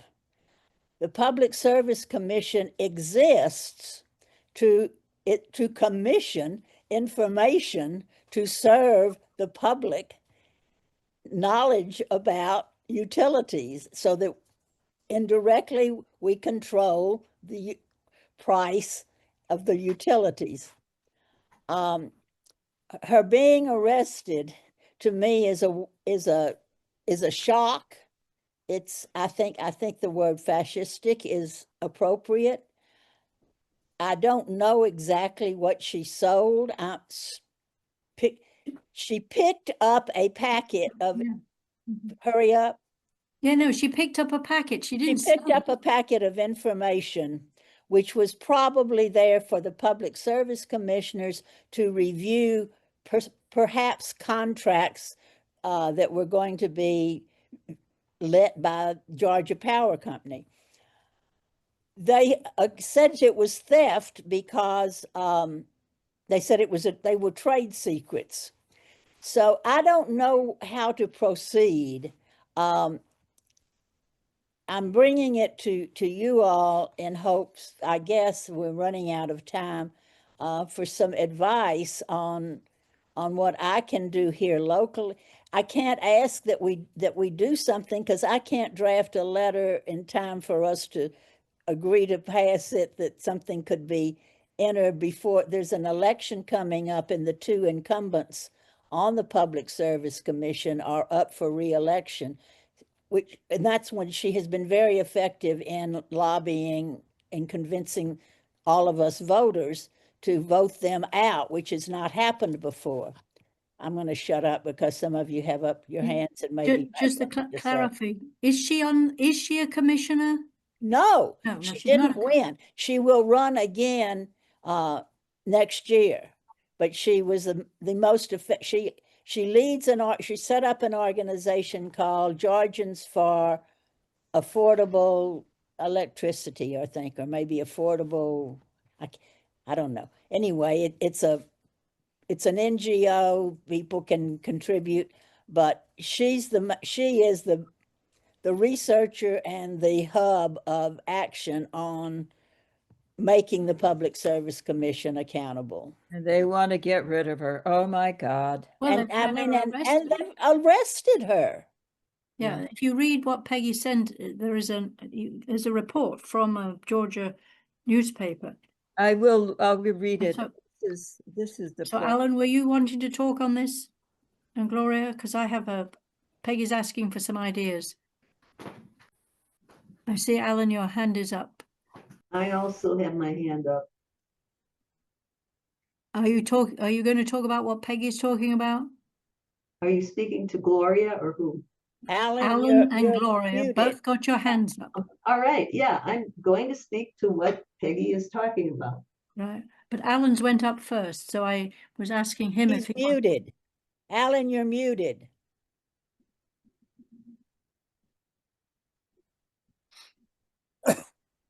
All I would say on this is that the progressive radio station in Atlanta should be broadcasting about this.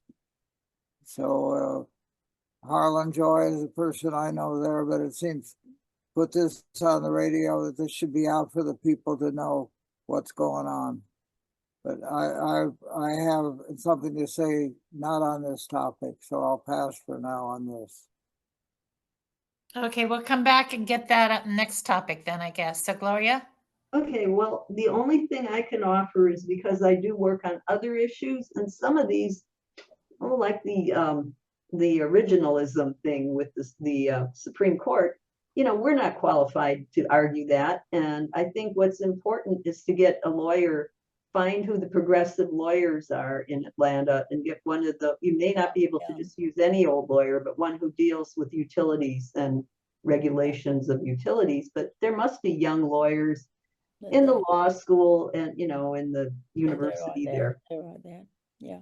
And you need a lawyer because Yeah, it's in the well, grade I haven't, my ACLU Atlanta lawyer has retired and I haven't made that effort. I also am assuming she has good support from progressive lawyers. I just haven't looked into that yet. Yeah, well, you know, in order to even talk about it, you need to get some statements from a lawyer, so because they will put it out. It sounds, even just hearing about it, that, you know, there is some grounds that they say that it's something that's a trade secret, and she was overstepping what was public information. So maybe not, maybe they're just, that's smoke and mirrors, but as a public, how can you know? So you need to get those lawyers. Okay, Cheryl? Yes, so I, over the years, I get emails about the Vogeltool power station, which they want to reopen, right?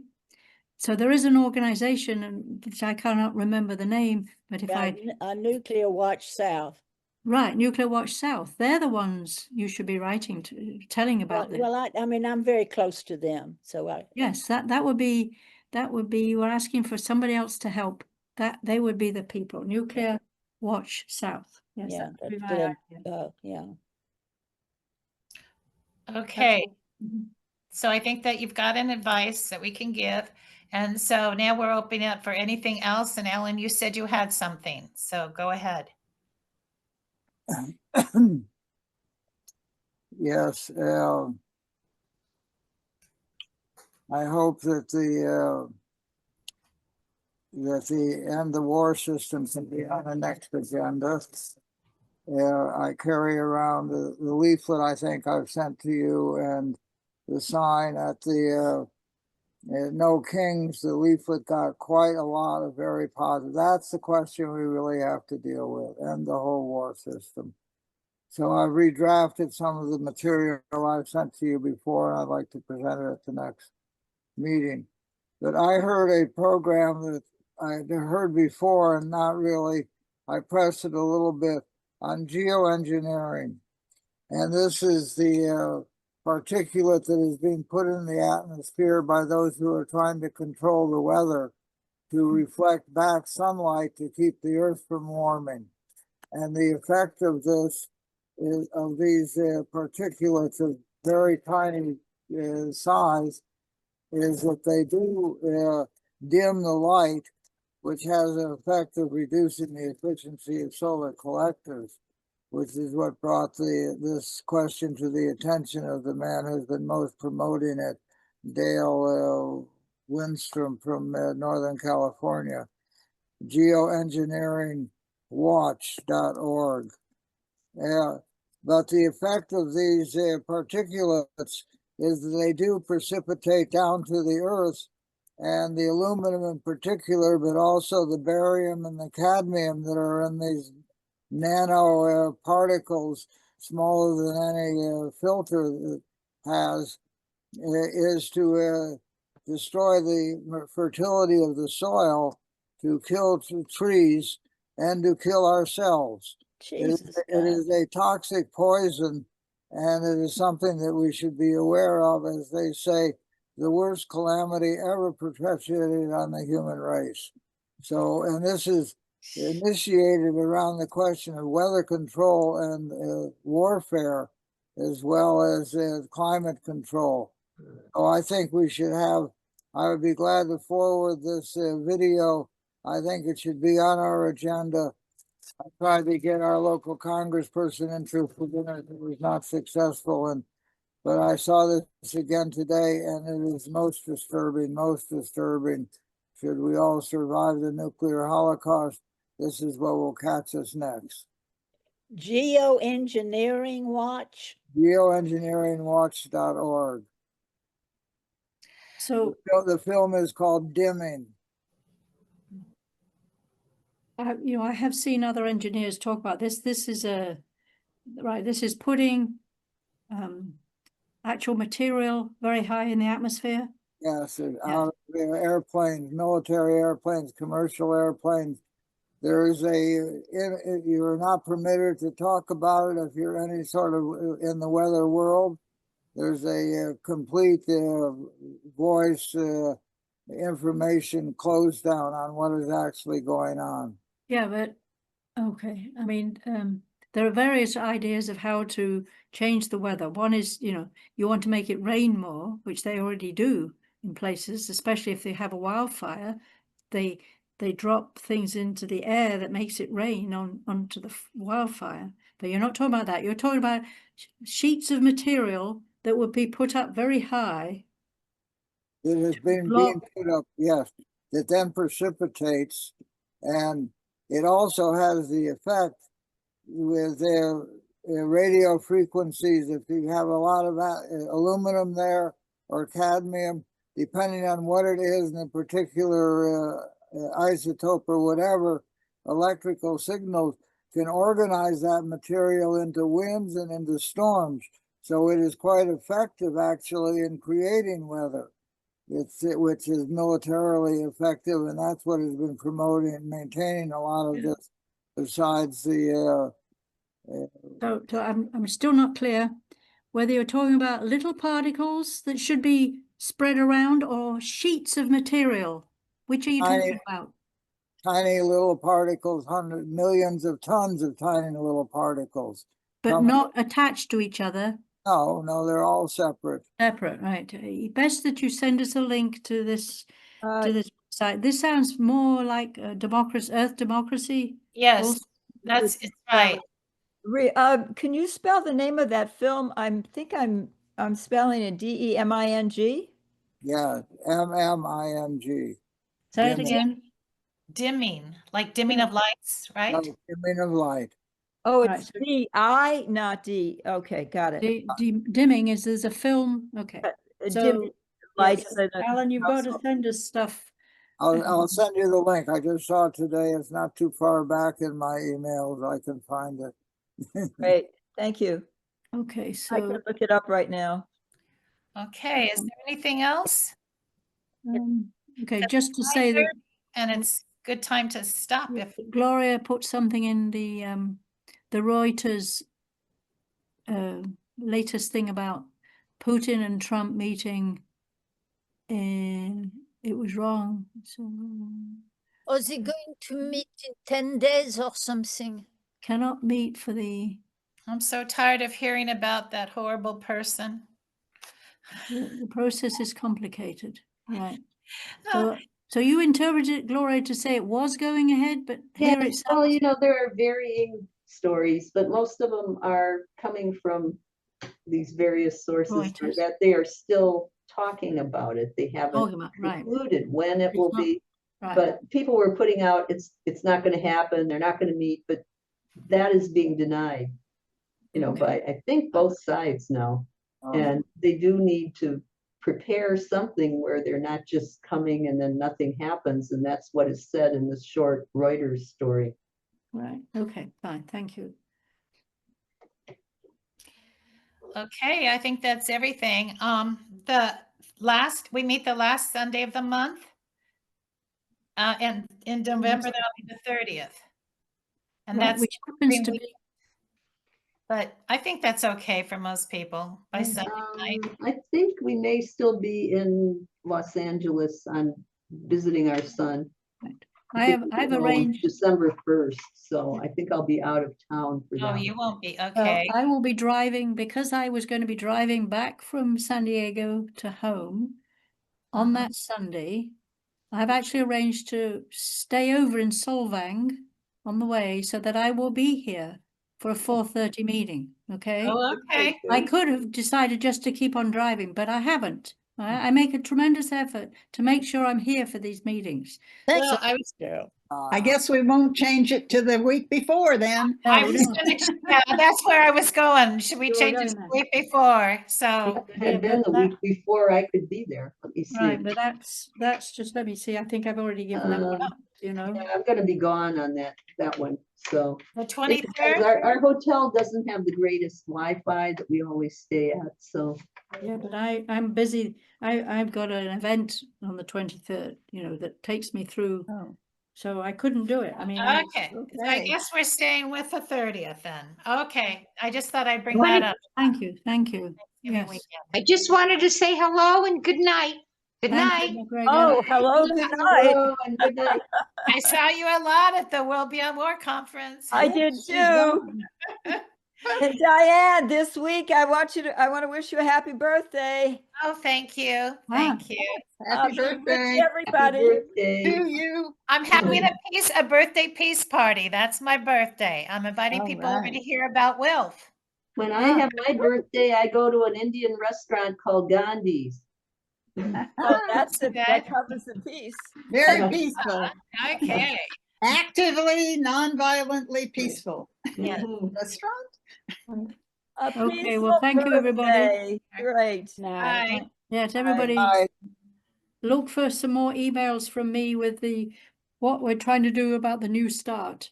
And did you put your email, Alan, of this documentary? I don't know. I have to Yeah, find, yeah, Ellen, I'm looking for, dimming isn't coming up on Amazon. It must be a special somewhere that didn't hit the big time yet.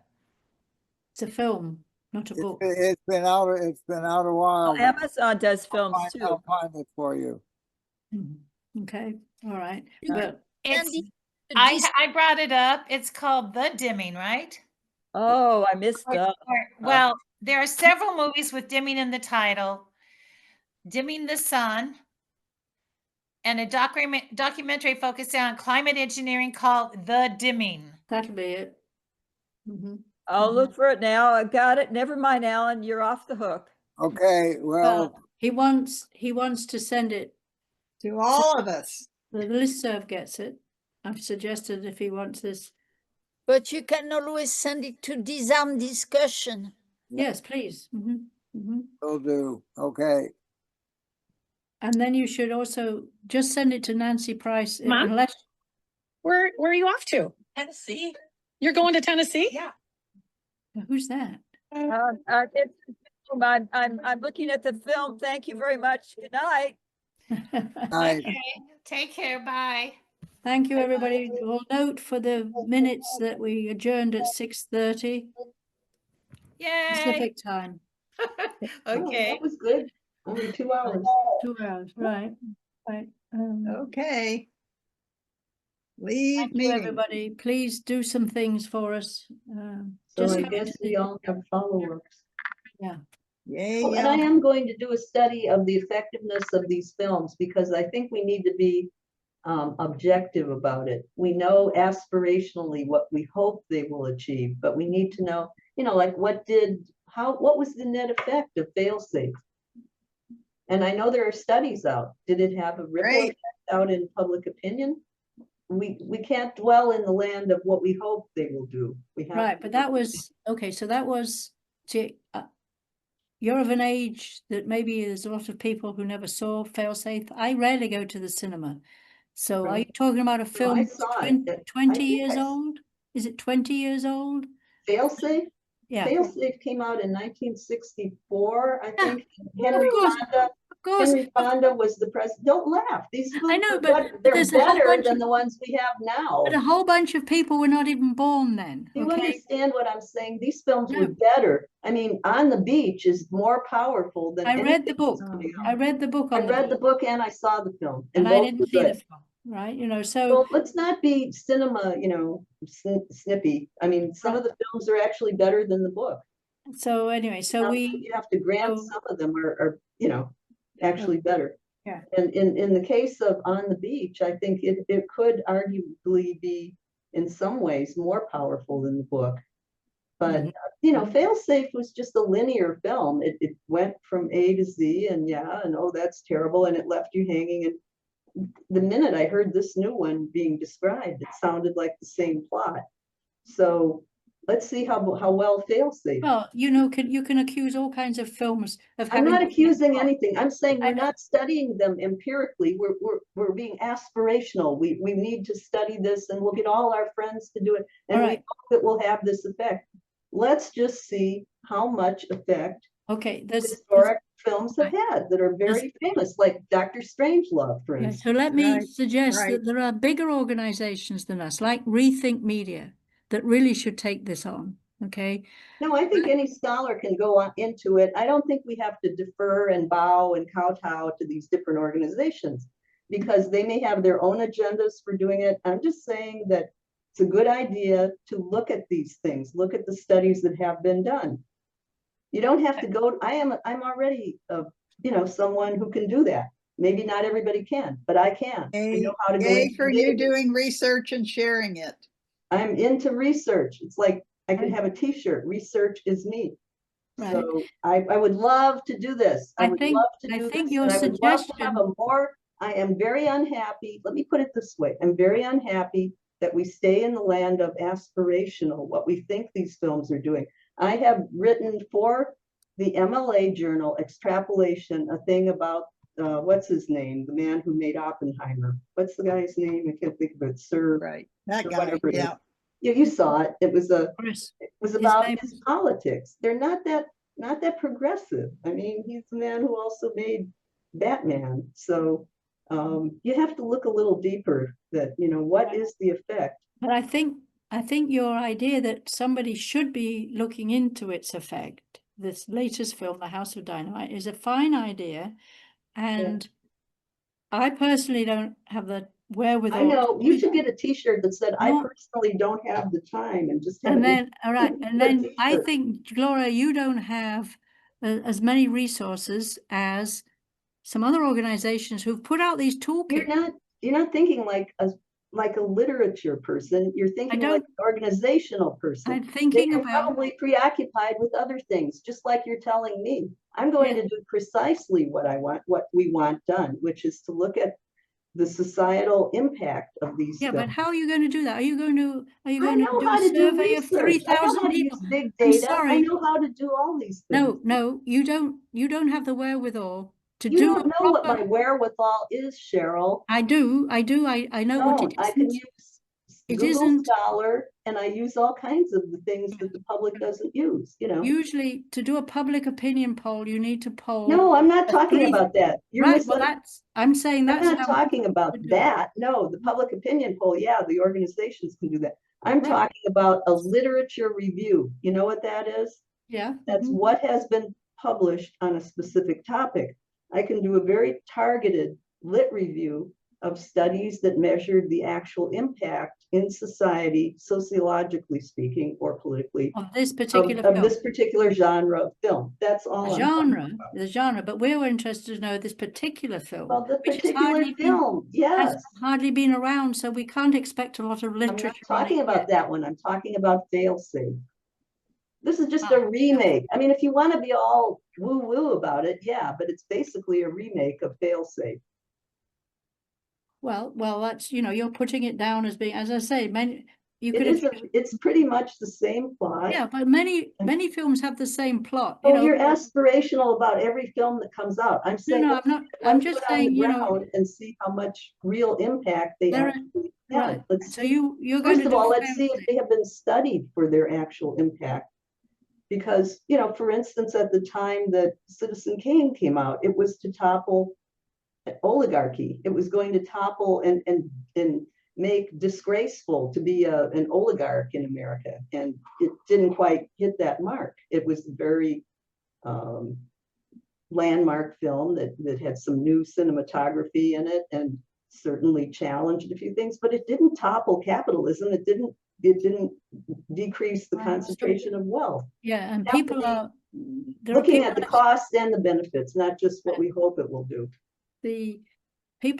I've just seen other people wondering why it is that if you get sufficient people on the street in the Philippines or Nepal, that you can actually topple the government. but it doesn't seem like we can do that in the US. Our There's a people, good reason. our people are not able to get things to change. Well, in- do you want another way of looking at it? Because this is communications.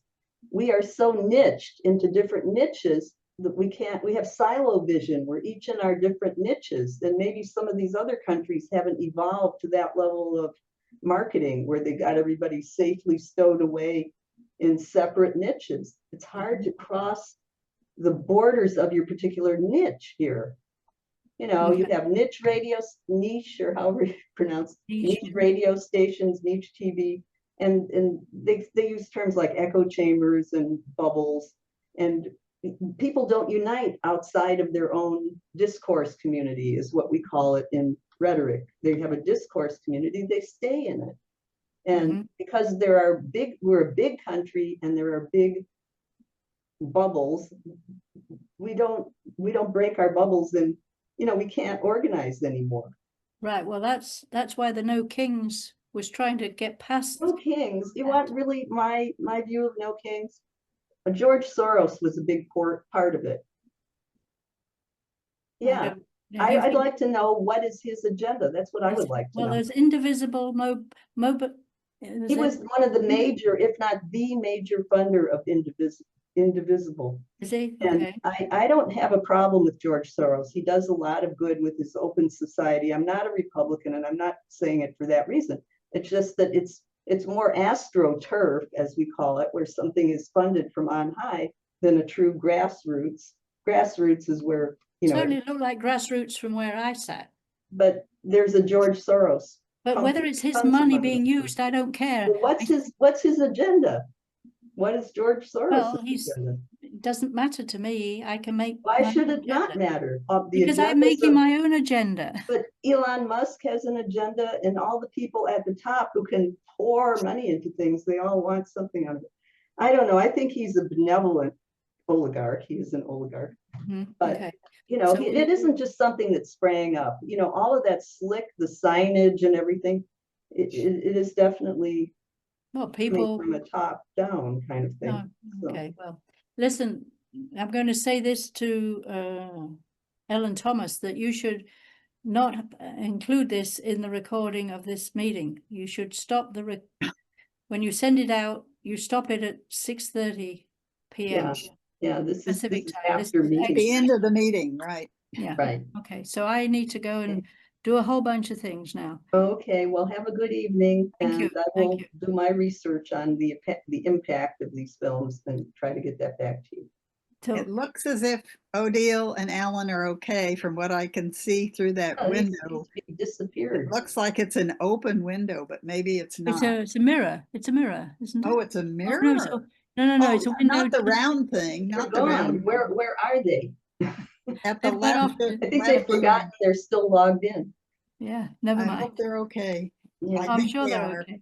Somebody's moving around back there. Yeah, they're having lunch. They're having dinner, which is It must be 2 in the morning. Okay, I'm glad. Okay. Thank you. We all leave. The recording will stop. Okay. Bye-bye. Okay. Okay. Bye. Good night.